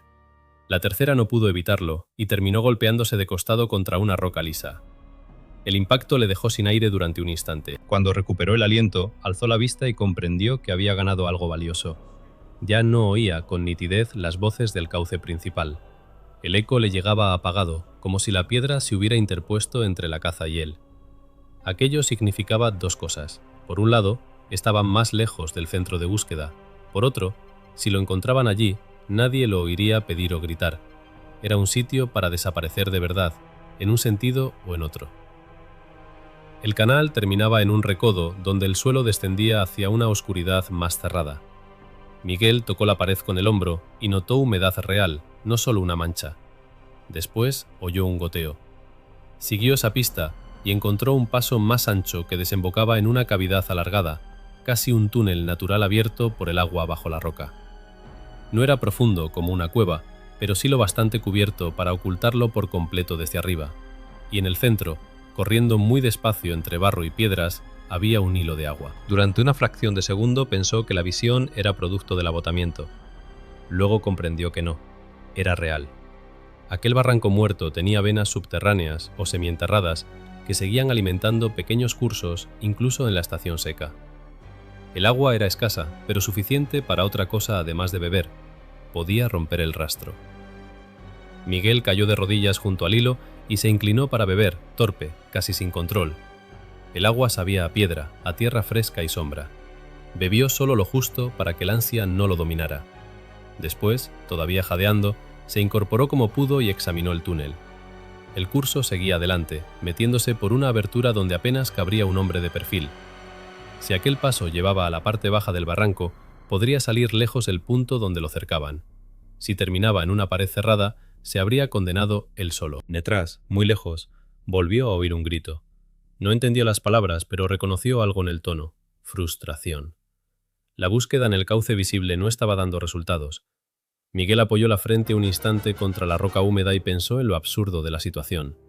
Hacía menos de 1 hora marchaba custodiado por 14 hombres en mitad de un paisaje que no ofrecía una sola posibilidad. Ahora estaba dentro de las entrañas mismas de aquella tierra, escondido en un agua mínima, mientras afuera comenzaba una caza que ya no se regía por la lógica del convoy, sino por la humillación. No lo perseguían solo para recuperarlo, lo perseguían porque había demostrado que su vigilancia podía romperse. Se arrastró hacia la abertura siguiendo el curso de agua. El túnel resultó más largo de lo que parecía. En algunos tramos podía avanzar a gatas, en otros debía girar de lado y empujar con las piernas, sintiendo la roca rozarle la espalda y el pecho. A cada metro que ganaba, el aire se volvía más fresco y el mundo exterior quedaba más lejos. Llegó un momento en que ya no se oía nada salvo el roce de su cuerpo contra la piedra y el murmullo mínimo del agua. La caza seguía ahí, detrás, sobre él, en el barranco y en el poblado. Pero por primera vez, desde que empezó la persecución, Miguel comprendió que ya no corría delante de ellos, sino fuera de la forma en que esperaban encontrarlo. Y eso cambió algo en su ánimo. El miedo seguía entero, clavado en la garganta como un hierro. El dolor también, el cansancio, la sed y la amenaza de morir a pocos metros de una salida inexistente no habían desaparecido. Pero junto a todo eso surgió otra cosa, la sensación fría de que la tierra misma empezaba a pelear a su favor. Apretó los dientes y siguió avanzando hacia la oscuridad, mientras detrás de él, En la luz abrasada del barranco, la verdadera caza apenas comenzaba. El paso subterráneo no era una galería hecha para hombres, sino una herida antigua de la piedra, abierta durante siglos por corrientes de agua que ya casi no existían. Miguel avanzaba por ella de costado, con una rodilla doblada y el hombro izquierdo empujando contra la roca húmeda para no resbalar del todo. A ratos el hilo de agua le rozaba las botas, a ratos desaparecía bajo una capa de barro frío y volvía a surgir unos metros más allá, oscuro como una cinta de metal. El aire allí abajo era más respirable que en la superficie, pero también más denso, cargado de un olor mineral que le recordaba a pozos viejos y a sótanos cerrados. Cada movimiento le arrancaba un dolor distinto, en la espalda por las posturas forzadas, en las muñecas por la cuerda, en la rodilla golpeada al caer al barranco, en el costado magullado por el descenso entre las piedras. Sin embargo, seguía adelante porque detenerse equivalía a pensar, y pensar demasiado en aquel lugar podía paralizarlo. A sus espaldas, muy lejos ya, los gritos se habían reducido a algo parecido a un eco deformado. No desaparecían por completo. A veces una voz más fuerte atravesaba la piedra en forma de vibración sorda, y Miguel entendía que los hombres de Abdelkader seguían buscándolo arriba, recorriendo el barranco visible, asomándose a las grietas, inspeccionando cada recodo por donde un fugitivo lógico habría intentado pasar. Pero él ya no estaba dentro de esa lógica. Lo había comprendido con una claridad casi física en el momento mismo en que se deslizó a aquella vena secreta del terreno. El barranco seco no era solo una zanja por donde correr protegido de la vista. Era un laberinto excavado por el agua, lleno de niveles, quiebros y respiraderos. Por eso había desaparecido, no por velocidad ni por suerte pura, sino porque el paisaje ocultaba una profundidad que desde arriba nadie podía medir de un vistazo. El túnel se ensanchó de repente y Miguel pudo ponerse a gatas. Agradeció esa mínima mejora como si le hubieran concedido descanso. Avanzó 2 metros más y se encontró en una cavidad baja, abierta por el derrumbe de una parte del techo. La luz entraba por una grieta superior en forma de filo inclinado.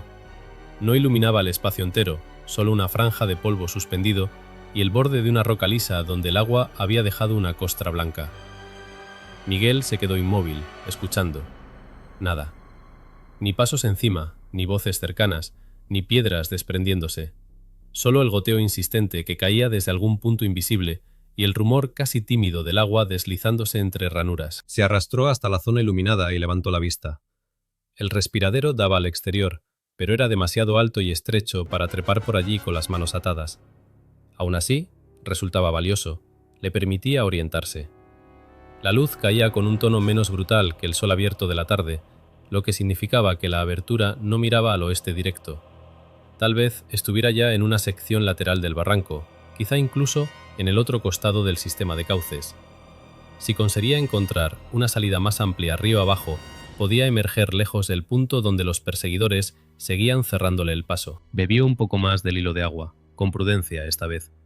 Luego se sentó contra la roca y por primera vez desde la huida, trató de pensar con método. Tenía que convertir el miedo en algo útil. Lo primero era asumir la situación real.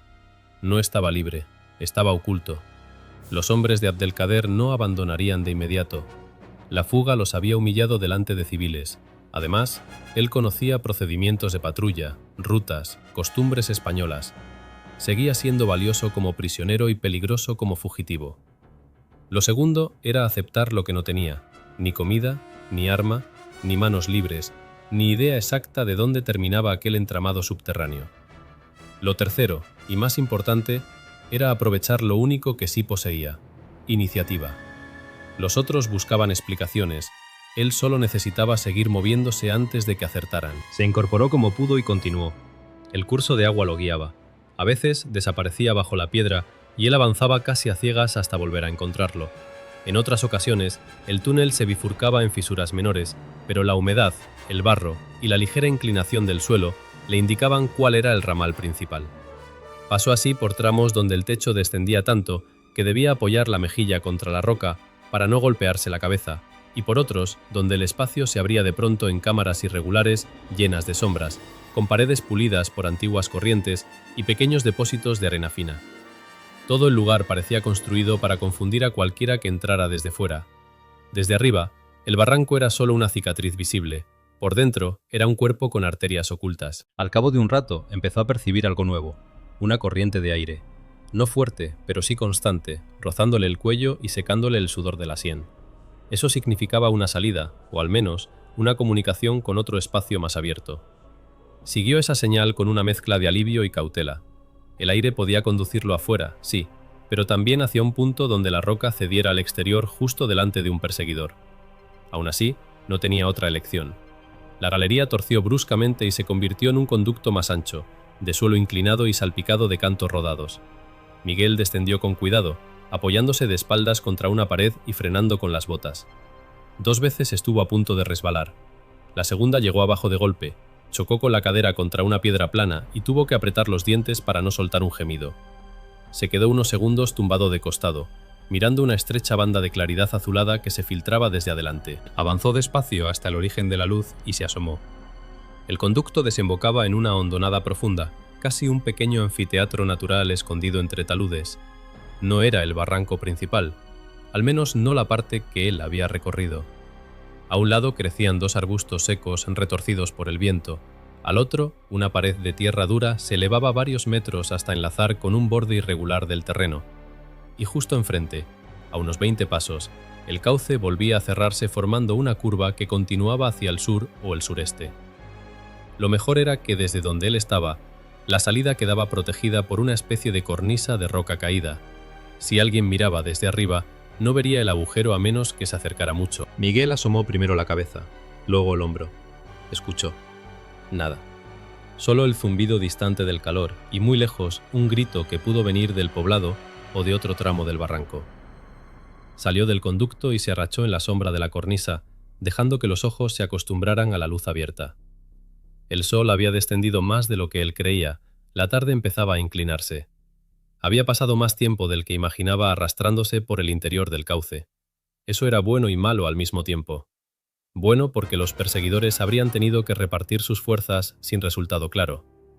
Malo porque, si organizaban un cierre amplio, quizá ya hubieran colocado hombres en las salidas naturales de la zona. Examinó la hondonada con la atención de un ingeniero improvisado. El talud izquierdo tenía marcas de erosión que podían servir de apoyo a una escalada lenta, pero con las manos atadas el intento sería suicida. El lado derecho era demasiado liso. Seguir el cauce parecía la única opción razonable. Y sin embargo, no quería precipitarse.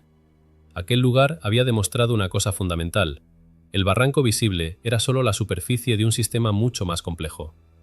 Los hombres de Abdelkader quizá ni siquiera conocieran todos sus desvíos.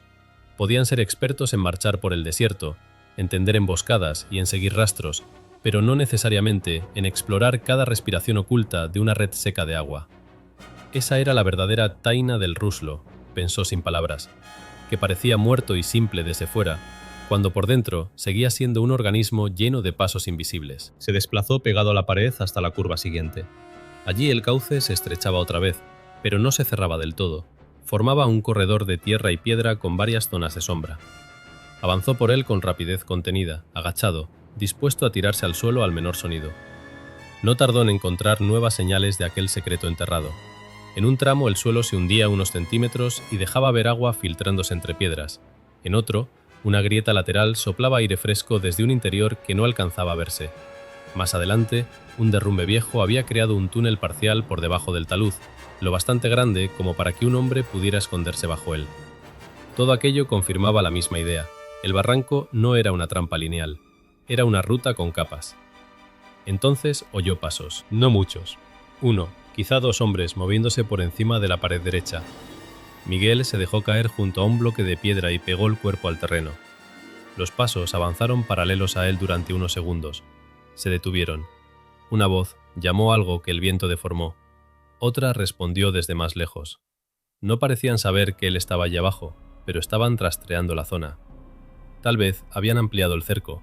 Tal vez intuían que el barranco tenía ramales ocultos y estaban cubriendo los bordes para interceptarlos si reaparecía.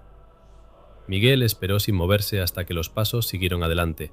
El corazón le golpeaba con tanta fuerza que sentía el pulso en la boca. Cuando estuvo seguro de que se alejaban, comprendió que no podía continuar al mismo nivel mucho tiempo. Tarde o temprano algún perseguidor bajaría al cauce correcto o lo vería desde arriba en una zona mal cubierta. Necesitaba otra transición, otra capa del terreno. La encontró casi por accidente. Un poco más abajo, donde el corredor giraba bruscamente, el agua antigua había horadado la base de un talud formando una especie de galería oblicua. No era completamente subterránea, pues en algunos tramos el techo estaba roto y dejaba pasar cintas de luz, pero sí bastaba para ocultar a un hombre que avanzara por dentro. Miguel se metió sin vacilar. El pasaje subía primero, luego torcía hacia un lado y terminaba en una abertura desde la que se veía la extensión exterior. Asomó con cuidado y se quedó inmóvil. Frente a él, más allá de varios repliegues del terreno, reconoció el paisaje de una zona diferente del barranco. Taludes más bajos, un tramo del cauce casi borrado y a lo lejos, la línea de las primeras casas del asentamiento convertida ya en manchas terrosas. Comprendió entonces lo que había hecho sin saberlo. Había atravesado por dentro el sistema de erosiones y emergido mucho más abajo y lateralmente respecto al punto de fuga. Los hombres que seguían peinando el sector cercano a la noria lo buscaban en el sitio equivocado. El barranco los había engañado porque también a ellos les imponía una lectura superficial. Miguel sintió una oleada de alivio tan intensa que estuvo a punto de vencerse. Se obligó a respirar despacio. Aún no era el final de nada. Pero había resuelto el enigma que podía salvarle la vida. La red seca no era solo escondite, sino corredor. El mismo cauce que desde fuera parecía cortado y sin continuidad, permitía, por debajo y por los lados, desplazarse a otra sección del terreno sin exponerse a la vista. Esa era la razón por la que había dejado de existir para sus perseguidores. No había corrido más rápido que ellos. Había pasado por donde su mirada no sabía seguirlo. Desde su nueva posición vio algo más inquietante. En un alto cercano, a gran distancia pero visibles, dos figuras armadas se movían mirando hacia el barranco principal. Abdelkader ya estaba extendiendo la búsqueda. No permanecerían desorientados para siempre. Si seguía demasiado cerca de la red de cauces, acabarían cerrando alguna salida o descendiendo con más método. Necesitaba aprovechar la ventaja obtenida y salir del área antes de que comprendieran el truco del terreno. Miguel se volvió hacia la penumbra del último pasaje, escuchó por última vez el hilo de agua oculto dentro de la tierra y apoyó la frente un instante contra la roca fresca. El barranco le había dado mucho más que cobertura, le había revelado un modo de pensar. A simple vista el desierto era una superficie desnuda donde todo hombre se veía. Pero debajo de esa superficie existían vacíos, pliegues, respiraderos, quiebras. Lugares donde la tierra guardaba sus propios secretos y donde la persecución perdía coherencia. Cuando levantó la cabeza, ya no se sentía un prisionero que huye a ciegas. Seguía sediento, dolorido, con las manos atadas y sin saber cuánto podría resistir. Pero ahora poseía algo que ninguno de los 14 hombres había previsto: un camino fuera de la mirada. Y con la tarde cayendo lentamente sobre las colinas secas, Miguel dejó atrás la última sombra del Ruslo y se preparó para atravesar el siguiente tramo de su fuga antes de que la tierra revelara su secreto también a los demás. Al salir de la última grieta del barranco, Miguel tuvo la sensación de haber abandonado no un escondite, sino un mundo entero.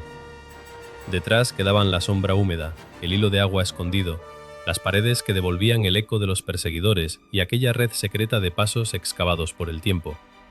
Delante se abría otra vez la extensión desnuda, la superficie inmensa de la tierra africana, seca y pedregosa, con sus lomas bajas, sus manchas de arbustos muertos y su horizonte vibrando bajo la luz oblicua de la tarde. Durante unos segundos permaneció agachado junto al borde del cauce, escuchando. No oyó disparos, tampoco voces cercanas, solo el viento, débil pero constante, y un zumbido de calor que parecía salir del suelo mismo. No era libertad, era algo mucho más precario, una ventaja momentánea. Miguel lo sabía. Había logrado romper la lógica de la persecución dentro del barranco, pero ahora entraba en una fase distinta, más brutal en cierto sentido. Mientras corriera por cauces, grietas y recodos, la tierra lo ayudaba a desaparecer. En campo abierto, en cambio, quedaba otra vez reducido a un hombre solo frente a distancias absurdas, sin agua suficiente, con las manos atadas y con un grupo armado que no tardaría en organizarse.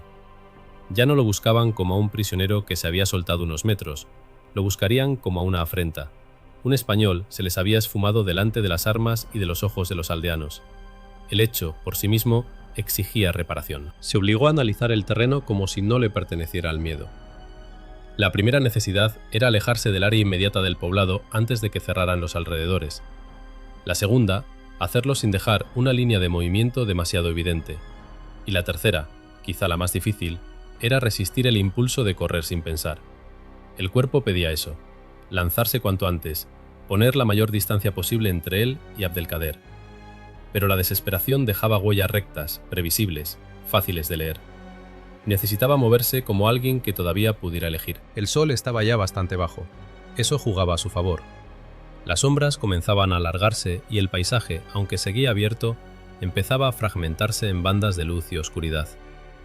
Miguel descendió por una pendiente de grava, manteniéndose agachado, y siguió un tramo del barranco semiborrado hasta que el cauce se dispersó en una zona de piedra rota y matorrales bajos. Allí se detuvo. Detrás de él, si alguien llegaba a esa sección, encontraría un problema inmediato, no un rastro limpio, sino varias direcciones posibles, superficies duras y la memoria confusa de un hombre que había desaparecido antes de reaparecer. Le preocupaba sobre todo el agua. Había bebido en el interior del barranco, sí, pero muy poco. No podía cargar con nada, ni cantimplora, ni comida, ni manta. Sus labios estaban resecos hasta dolerle, y la lengua volvía a pegarse al paladar con cada esfuerzo. Además, seguía con las manos atadas a la espalda, lo que convertía cada caída o tropiezo en una amenaza seria. Si rodaba por una pendiente o quedaba aturdido, no tendría forma de protegerse. Esa vulnerabilidad lo acompañaba a cada paso como una presencia física. Avanzó hacia una zona de lomas bajas donde la piedra afloraba en placas oscuras. Desde allí podía ganar algo de altura sin exponerse demasiado. Necesitaba ver. Cuando llegó al borde de una elevación, se dejó caer pecho a tierra y alzó apenas la cabeza. A lo lejos, distinguió el poblado convertido en un conjunto de manchas marrones. Cerca de él, sobre una franja de terreno más claro, se movían tres figuras. No supo si eran hombres de Abdelkader o simples aldeanos, pero iban armados. Más hacia el oeste, en otra altura, creyó ver dos más. La búsqueda ya se estaba expandiendo. Miguel bajó la cabeza de inmediato. No había tiempo para contemplar el panorama ni para construir planes elegantes. La persecución estaba dejando de ser una respuesta emocional y empezaba a adquirir forma táctica. Abdelkader no se limitaría a peinar el barranco. Colocaría hombres en las alturas, vigilaría las salidas naturales, usaría a los del poblado como ojos adicionales y trataría de adivinar hacia dónde se dirigiría un fugitivo español en aquella región. Si pensaba como ellos, la respuesta era obvia: hacia las posiciones españolas, hacia el norte o el noroeste, buscando costa, puesto militar, radio, bandera amiga. Precisamente por eso Miguel descartó esa dirección. No podía permitirse ser lógico de una manera tan simple. Se desvió hacia el sur y el sureste, no porque aquella ruta ofreciera promesa alguna, sino porque era la menos esperada para alguien de su procedencia. El paisaje empeoró pronto. La tierra perdió incluso las pobres ondulaciones de antes y se transformó en una meseta abierta, salpicada de piedras negras que conservaban el calor del día. Caminar allí era como hacerlo sobre una plancha todavía viva. El aire abrasaba los pulmones al entrar y salir. Miguel empezó a notar la fatiga no solo en las piernas, sino en el pensamiento. Las ideas dejaban de enlazarse con claridad. Tenía que repetirse cosas sencillas para no desordenarse. No corras sin necesidad. No mires atrás demasiado. Busca sombra antes del anochecer. Conserva fuerza para la noche. La noche. Esa sería la verdadera aliada, si conseguía llegar a ella sin que lo vieran. Con el sol aún por encima del horizonte, divisó un grupo de rocas más grandes al borde de una depresión poco profunda. No eran suficientes para ocultar a un hombre en pleno día si alguien se acercaba, pero sí podían servir como pausa. Llegó hasta ellas con los hombros ardiendo, se dejó caer de rodillas y apoyó la espalda contra una piedra plana que todavía desprendía calor. Allí, protegido al menos del horizonte directo, examinó sus muñecas. La cuerda había cortado la piel en varios puntos. Había sangre seca y costras recientes. Intentó frotar el nudo contra una arista de roca, pero la postura era torpe y el dolor lo obligó a detenerse. No lograría soltarse así en pocos minutos. Necesitaba tiempo o una superficie mejor. Maldijo en voz baja, no por rabia infantil, sino para seguir sintiéndose dueño de la voz. Mientras descansaba, escuchó un sonido lejano que le heló la sangre más que cualquier grito anterior. Un disparo aislado, luego otro, muy lejanos ambos, como señales. No apuntaban a él, eran otra cosa. Llamadas, quizá, o avisos entre grupos de búsqueda. Abdelkader estaba tendiendo una red en el paisaje. Miguel permaneció inmóvil varios segundos, valorando el peligro. Si seguían un sistema de señales visuales o acústicas, moverse por espacios completamente abiertos se volvería todavía más peligroso. No bastaba con evitar a un grupo, tenía que evitar que lo viera cualquiera. Y eso lo devolvía al problema esencial. La inmensidad no era su enemiga solo porque lo dejara expuesto, sino porque multiplicaba los ojos. Cuando reanudó la marcha, el sol ya descendía con rapidez. Las sombras de las piedras se habían alargado hasta convertirse en cuchillas oscuras. Los colores del terreno empezaron a cambiar. El pardo se volvió rojizo, el gris se hizo violeta en ciertas grietas, y la luz dejó de aplastar el mundo para empezar a recortarlo. Miguel aprovechó ese cambio y aceleró un poco. Todavía no corría, pero avanzaba con decisión, encadenando lomas, depresiones y manchas de roca, siempre buscando no quedar mucho tiempo en la parte más alta de ningún relieve. Aún así, en varios tramos no tuvo más remedio que cruzar superficies descubiertas. En esos momentos sentía la nuca expuesta como si una mira se hubiera posado sobre ella. En una de esas travesías descubrió otra amenaza. El propio desierto empezaba a jugar con su vista. 2 veces creyó ver movimiento donde solo había arbustos. Una vez le pareció distinguir un jinete en la distancia y resultó ser una roca alargada. El agotamiento y el calor deformaban las proporciones. Si se equivocaba por exceso de miedo, desperdiciaría energía y tiempo. Si se equivocaba por confianza, moriría. Cada decisión se volvía más pesada. Al anochecer, encontró algo que no esperaba. Un pequeño cauce seco, mucho más superficial que el del barranco donde se había ocultado, casi una zanja ancha entre matorrales duros. No servía como refugio profundo, pero sí como línea de avance discreta. Entró en él y siguió su trazado durante un buen trecho. El simple hecho de caminar 2 o 3 palmos por debajo del nivel general del terreno le proporcionaba una sensación de protección casi desmesurada. No era que estuviera a salvo, era que el mundo dejaba de verlo completo. La oscuridad cayó de golpe, como suele ocurrir en esas tierras cuando el sol se retira detrás de las últimas elevaciones. Primero vino una luz cobriza, luego un azul todavía claro, y después una negrura donde el horizonte tardó pocos minutos en borrarse. Miguel se detuvo. Durante el día había pensado en la noche como en una liberación, pero la noche también tenía sus leyes. Sin luna alta suficiente, el terreno podía romperle el tobillo en una mala piedra. Además, la noche favorecía tanto al que huía como al que esperaba inmóvil en un paso estrecho. No podía avanzar como si ya no existiera peligro. Se acuclilló en el cauce y levantó la vista. Las primeras estrellas aparecían con una claridad fría, casi dolorosa. Sintió entonces, por debajo del miedo y del agotamiento, una soledad tan vasta como el paisaje mismo. Ya no estaba luchando contra 14 hombres concretos, ni siquiera contra Abdelkader. Luchaba contra una escala de mundo para la que un solo cuerpo humano carecía de importancia. El desierto no quería matarlo ni salvarlo, simplemente seguiría ahí cuando él cayera. Esa indiferencia era peor que la hostilidad porque no dejaba espacio para la protesta, y sin embargo, algo dentro de él se volvió más firme. Tal vez fue el orgullo, tal vez simple terquedad española, tal vez la humillación de imaginarse otra vez atado, llevado a rastras, interrogado hasta entregar lo que supiera. O quizá fuera el recuerdo de sus hombres tendidos en el barranco, del cabo Ruiz diciéndole que se fuera si podía, de la promesa hecha a su madre de volver a Cádiz antes de Navidad. Fuera lo que fuese, se convirtió en una línea dura dentro del pecho. No pensaba rendirse a la escala del desierto.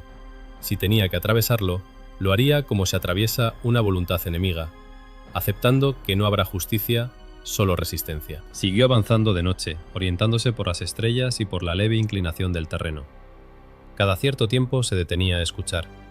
En una ocasión creyó oír cascos o pasos lejanos sobre piedra y se pegó al suelo durante casi 10 minutos, inmóvil, hasta convencerse de que solo era el viento golpeando ramas secas contra una roca.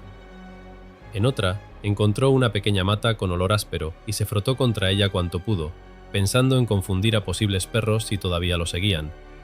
Eran gestos desesperados, sí, pero la desesperación, cuando se ordena, también puede servir. Las horas pasaron lentas y fragmentadas. Miguel empezó a perder la cuenta exacta del tiempo. Tenía sed otra vez, una sed más sucia y profunda que la anterior, porque ya conocía el alivio del agua bajo la roca y el cuerpo se lo exigía de nuevo. El dolor de las muñecas se había vuelto un latido continuo. Los hombros le ardían por la posición forzada. Varias veces pensó en detenerse y dormir un poco, solo unos minutos. Cada vez descartó la idea. Dormir en campo abierto, con las manos atadas y sin conocer la dirección de la persecución, era una forma lenta de entregarse. Cerca ya de la madrugada, encontró una depresión algo más profunda, al pie de una loma erosionada.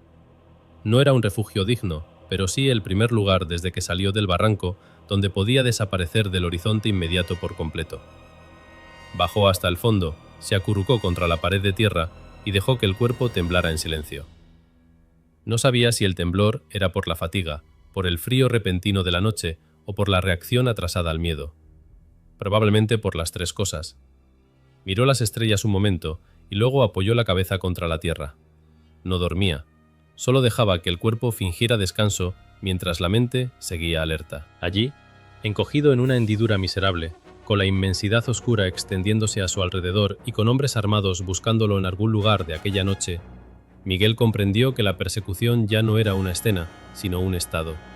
No terminaría al amanecer, no terminaría al doblar la siguiente loma, tal vez no terminaría en muchos días. El convoy había quedado atrás, el barranco también. Ahora estaba solo contra toda la extensión de aquella tierra, contra el cansancio, la sed, la dirección incierta y el cálculo de quienes iban a intentar cerrarle el paso una y otra vez.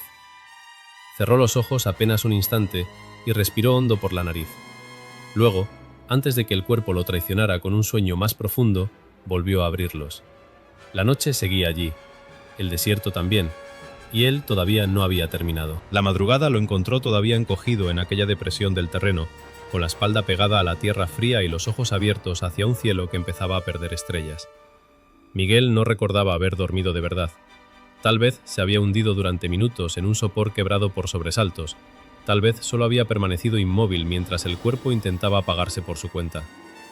Cuando el primer tono gris apareció en el horizonte, comprendió que el tiempo de la noche se había terminado y que entraba en la fase más peligrosa de toda la huida. De día, la inmensidad no perdonaba. Un hombre solo era una mancha, una sombra equivocada, un movimiento imposible de explicar sobre la línea vacía del paisaje. Salió de ese agujero con lentitud, porque el cuerpo ya no obedecía con la rapidez de la víspera. Las piernas le dolían como si hubiese cruzado el desierto cargando piedras. El costado derecho seguía ardiéndole por el golpe contra la roca en el interior del barranco. Las muñecas estaban hinchadas y cubiertas de costras donde la cuerda había desgarrado la piel. Tenía los labios tan resecos que al mover la boca sentía pequeñas grietas abrirse otra vez. Y, por encima de todo, la sed había regresado con una ferocidad nueva. La poca agua bebida en el interior del cauce ya se había convertido en recuerdo. Ahora, el cuerpo la reclamaba con una insistencia sorda, animal. Se arrodilló junto a una piedra plana y frotó otra vez el nudo de la cuerda contra un borde afilado. Llevaba horas intentándolo a intervalos, siempre sin éxito real. El problema no era solo el grosor del cordaje, sino la postura. Con las manos atadas detrás de la espalda, cualquier movimiento útil exigía una torsión insoportable del torso y una paciencia que el dolor iba destruyendo. Sin embargo, aquella mañana notó algo distinto. No era mucho, apenas una ligera holgura conseguida quizá por el desgaste, quizá por la sangre seca que había endurecido algunas fibras. Siguió frotando hasta que el roce le arrancó un gemido involuntario. Tuvo que detenerse. No podía gastar toda la fuerza allí. Aún necesitaba caminar, esconderse, decidir. Subió a una loma baja y observó el horizonte con la prudencia de un hombre que sabe que también puede ser observado. Muy lejos, casi confundidas con el relieve, distinguió dos columnas de polvo. No eran tormentas ni rebaños, eran grupos en movimiento, quizá hombres a pie, quizá animales de carga, quizá jinetes. Abdelkader seguía extendiendo la búsqueda. La noticia de la fuga debía de haberse propagado ya por la zona como una historia vergonzosa y peligrosa. Un español capturado, conducido bajo escolta, desaparecido delante de todo el mundo. No era solo un incidente, era un relato. Y los relatos, en tierra de guerra, viajaban rápido. Miguel decidió entonces abandonar cualquier idea de dirigirse en línea recta hacia un puesto español. Había pensado en ello durante la noche, no como estrategia firme, sino como reflejo instintivo. Lo fácil habría sido volver hacia el norte, hacia la costa, hacia las posiciones conocidas. Precisamente por eso sería la primera dirección que cubrirían. Un hombre agotado tiende a buscar lo familiar, y Abdelkader no era estúpido. Así que Miguel continuó hacia el sur y el este, internándose más en una región que conocía menos, confiando en que la ilógica aparente de su rumbo le comprara tiempo. El día fue peor que el anterior. Tal vez no por el calor en sí, sino porque ya no tenía reservas. No marchaba como un soldado en misión, sino como una pieza suelta del paisaje, tratando de no ser vista. Cada tramo descubierto lo cruzaba con una sensación casi física de desnudez. Cada grupo de rocas que hallaba le parecía al mismo tiempo un refugio y una trampa, porque ocultarse significaba también detenerse, y detenerse demasiado podía convertirlo en presa quieta. En 2 ocasiones tuvo que dejarse caer boca abajo al distinguir figuras lejanas en una altura. Una de ellas incluso brilló un instante con un reflejo metálico. Arma, pensó, o tal vez solo una hebilla. Ya no podía permitirse el lujo de averiguarlo. Cerca del mediodía encontró un pequeño grupo de arbustos espinosos junto a una depresión, donde se acumulaba sombra durante unas horas. Se metió dentro pese a las espinas, que le rasgaron la cara y la ropa, y permaneció allí, inmóvil, mientras el sol ascendía hasta lo insoportable. Desde aquel escondite miserable, veía una franja de terreno abierto y una línea de lomas al fondo. Nadie pasó cerca. Aún así, el tiempo no le trajo descanso, sino pensamientos cada vez más pesados. ¿Cuántos kilómetros había recorrido? ¿Cuánto tardaría el cerco en ampliarse? Y aunque lograra romperlo, ¿qué haría luego, sin agua, sin papeles, sin manos libres, con el uniforme roto y la cara de un hombre al que se le notan 3 días de persecución? Fue en aquellas horas de calor inmóvil cuando entendió que la huida ya no podía sostenerse solo sobre la resistencia física. Necesitaba dejar de ser reconocible. Necesitaba convertirse en otra clase de hombre antes de cruzarse con nadie que pudiera delatarlo. Y para eso requería 2 cosas: liberar las manos y encontrar algún signo de vida civil, por pobre que fuera. A media tarde, reanudó la marcha, y poco después la tierra volvió a ofrecerle algo distinto. No un pueblo, ni un campamento, sino una construcción aislada, casi en ruinas, que apareció entre 2 lomas como si el desierto la hubiese expulsado de sí mismo. Era una choza baja de barro, con el techo vencido por un lado y un pequeño corral de piedra medio derrumbado. Miguel se tiró al suelo y la observó largo rato. No veía movimiento, ni humo, ni animales, ni ropa tendida. Solo silencio y paredes cansadas. Esperó hasta que el sol estuvo más bajo antes de acercarse. Avanzó rodeando el lugar, examinando cada ángulo. La puerta estaba entornada. Dentro olía a tierra, a polvo y a abandono, pero no a vacío reciente. Había un banco, una mesa tosca, un jergón enrollado, varias vasijas y un candil sin aceite. Al fondo, junto a un muro, encontró lo que necesitaba con una violencia emocional que casi lo dejó sin fuerzas: una tinaja con agua cubierta por un trapo. Bebió primero con cautela, luego con una avidez que tuvo que reprimir por miedo a hacerse daño. Después se arrodilló y apoyó la frente contra el borde de la tinaja. Permaneció así unos segundos, no por gratitud, sino porque el alivio del agua devolvía al cuerpo una memoria que ya estaba perdiendo: la de seguir siendo humano. En la choza encontró también una hoja corta, quizá usada para cortar cuerda, piel o ramas. El metal estaba viejo y sin mucho filo, pero bastó. Le costó varios minutos torpes y dolorosos, doblando el cuerpo de una manera casi insoportable, hasta lograr apoyar la cuerda contra el borde cortante y cerrarla poco a poco. Cuando por fin cedió, sus manos cayeron a los lados con una torpeza que casi le dio miedo. Tardó un rato en poder mover bien los dedos. Le hormigueaban como si no fueran suyos. Se lavó las muñecas con un poco de agua y encontró una tira de tela limpia en una caja para vendárselas. Aquel momento cambió algo más profundo que la comodidad. Con las manos libres, Miguel recuperó una parte de sí mismo que la huida le había ido arrancando paso a paso. Ya no era solo un cuerpo que se ocultaba, volvía a ser un hombre capaz de actuar. Registró la choza con más atención.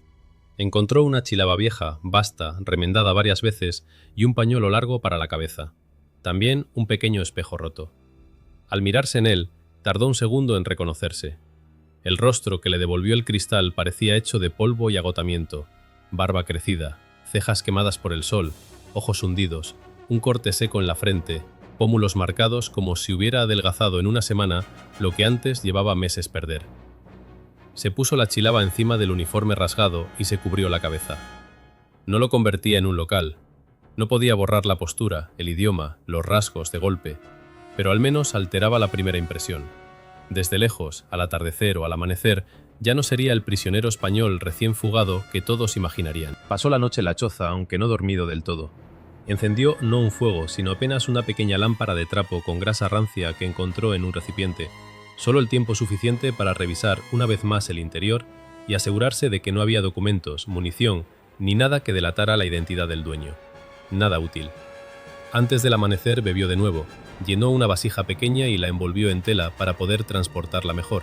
Luego salió. Los días siguientes se fueron fundiendo en una secuencia extraña de desplazamientos nocturnos, escondites diurnos y encuentros evitados por un margen a veces ridículo. Una vez vio pasar a 3 hombres armados por una ladera y se quedó inmóvil bajo una mata espinosa mientras uno de ellos orinaba a menos de 20 metros. Otra vez escuchó conversaciones en un dialecto que no entendió del todo y decidió retroceder medio kilómetro sobre sus propios pasos para no cruzarse con nadie. El paisaje cambiaba lentamente, más lomas, más piedra roja, algunos cauces vacíos, raras parcelas cultivadas cerca de puntos de agua. En un par de ocasiones obtuvo comida de forma casi vergonzosa, robando higos secos y un pedazo de pan de un cobertizo abierto. No le gustó hacerlo, pero el hambre volvía abstractas ciertas nociones que en tiempo de paz parecían sagradas. No sabía exactamente cuántos días habían pasado cuando encontró por fin una patrulla española. Fue al amanecer, en una zona de colinas bajas desde donde se veía, muy a lo lejos, la línea pálida del mar. Al principio creyó que estaba delirando. Distinguió 3 figuras con cascos conocidos, fusiles de reglamento y una mula cargada. Pero la prudencia acumulada por la huida fue más fuerte que el alivio. No se lanzó corriendo hacia ellos, se agachó detrás de unas rocas y observó. Tenía miedo incluso de la salvación. Si resultaban ser un espejismo, o peor, una patrulla mixta usando equipo capturado, un error lo mataría al final de todo. Esperó hasta oír castellano. Entonces se puso en pie y levantó ambas manos despacio. Los soldados lo encañonaron de inmediato. Uno gritó que se identificara. Miguel abrió la boca, pero la voz le salió rota, áspera, casi ajena. Dio su nombre, grado y unidad. Los hombres siguieron apuntándole. Solo cuando estuvo a pocos metros y uno de ellos reconoció bajo la chilaba el uniforme desgarrado, la insignia medio arrancada y, quizá, la expresión de un hombre que había cruzado demasiado solo, bajaron las armas. Lo llevaron al puesto más cercano. Allí lo interrogaron como si fuera un fantasma, primero por protocolo, luego por incredulidad, después por simple necesidad de entender. ¿Dónde la habían capturado? ¿Cuántos eran? ¿Quién mandaba? ¿Por qué ruta lo conducían? ¿Cómo había escapado? ¿Cuánto había caminado? ¿Quién lo ayudó? ¿Qué aldeas atravesó? ¿Qué vio? ¿Qué oyó? Miguel respondió lo que pudo, pero había una parte del relato que ni él sabía ordenar. El barranco, las grietas, el agua escondida, la desaparición a la vista de todos, los días posteriores convertidos en un combate contra el espacio mismo. Todo sonaba improbable incluso en su propia boca. Semanas después, cuando ya había recuperado algo de peso y las heridas cicatrizaban, volvieron a preguntarle. Esta vez fueron oficiales de inteligencia y un capitán que conocía bien el terreno. Quisieron deconstruir el trayecto sobre mapas, marcar el punto de captura, el poblado, el barranco, la probable salida. Lo intentaron varias veces. Algunas distancias no encajaban, algunos tiempos parecían imposibles. Un subteniente sugirió que quizá los perseguidores habían mentido para ocultar su torpeza. Otro afirmó que Miguel debía de haber recibido ayuda de alguien del lugar. Un tercero defendió la explicación más simple: pura suerte. Miguel no discutió con ninguno. Sabía que la suerte había intervenido. También sabía que no bastaba para explicarlo todo. Lo decisivo había sido otra cosa, algo más difícil de traducir a un informe: la forma en que los hombres miran cuando creen entender el terreno. Los 14 que lo escoltaban habían vigilado al soldado, al prisionero, al hombre que corre, al hombre que ataca, al hombre que se desploma. Pero no vieron a tiempo al hombre que dejaba de encajar en la imagen prevista, y cuando quisieron corregir el error, la tierra ya se había puesto de su lado. La historia se propagó igualmente, primero entre las tropas españolas de la zona, luego entre intérpretes, choferes, enlaces, oficiales y soldados de reemplazo. Cada versión añadía o quitaba algo. En unas, Miguel había saltado a un pozo, en otras se había enterrado bajo la carreta. Algunas aseguraban que los perros habían perdido su olor en un río subterráneo. Otras juraban que un viejo del desierto lo había guiado durante la noche. Incluso entre los hombres de Abdelkader empezó a circular una explicación a medias supersticiosa: que el español se había vuelto invisible durante unos minutos porque el barranco pertenecía a fuerzas más antiguas que los hombres. Miguel no alimentó ninguna leyenda. Cuando alguien le preguntaba, respondía con frases secas: que cayó enfermo, que aprovechó un descuido, que corrió por un cauce, que encontró agua, que siguió andando, nada más. Quizá porque entendía que la parte esencial del relato no podía comunicarse del todo. No era una hazaña limpia, ni un acto glorioso, ni un duelo de valentía contra 14 fusiles. Había sido algo más confuso y más humano. Miedo, cálculo, dolor, sed, silencio, un barranco seco lleno de secretos y una obstinación tan grande que ni él mismo estaba seguro de merecerla. Con el tiempo, en los puestos españoles de la región empezaron a referirse a él de una forma extraña, casi medio en broma, medio en respeto. No como el sargento que escapó, ni como el prisionero recuperado, sino como el hombre que nadie había sabido explicar. Y quizá eso fuese lo más exacto, porque en aquella tierra donde todo parecía visible a kilómetros, un solo hombre había desaparecido ante 14 vigilantes armados, había atravesado el secreto de un cauce muerto y había regresado desde una parte del desierto donde, según la lógica de todos, solo se podía perder el rastro o la vida.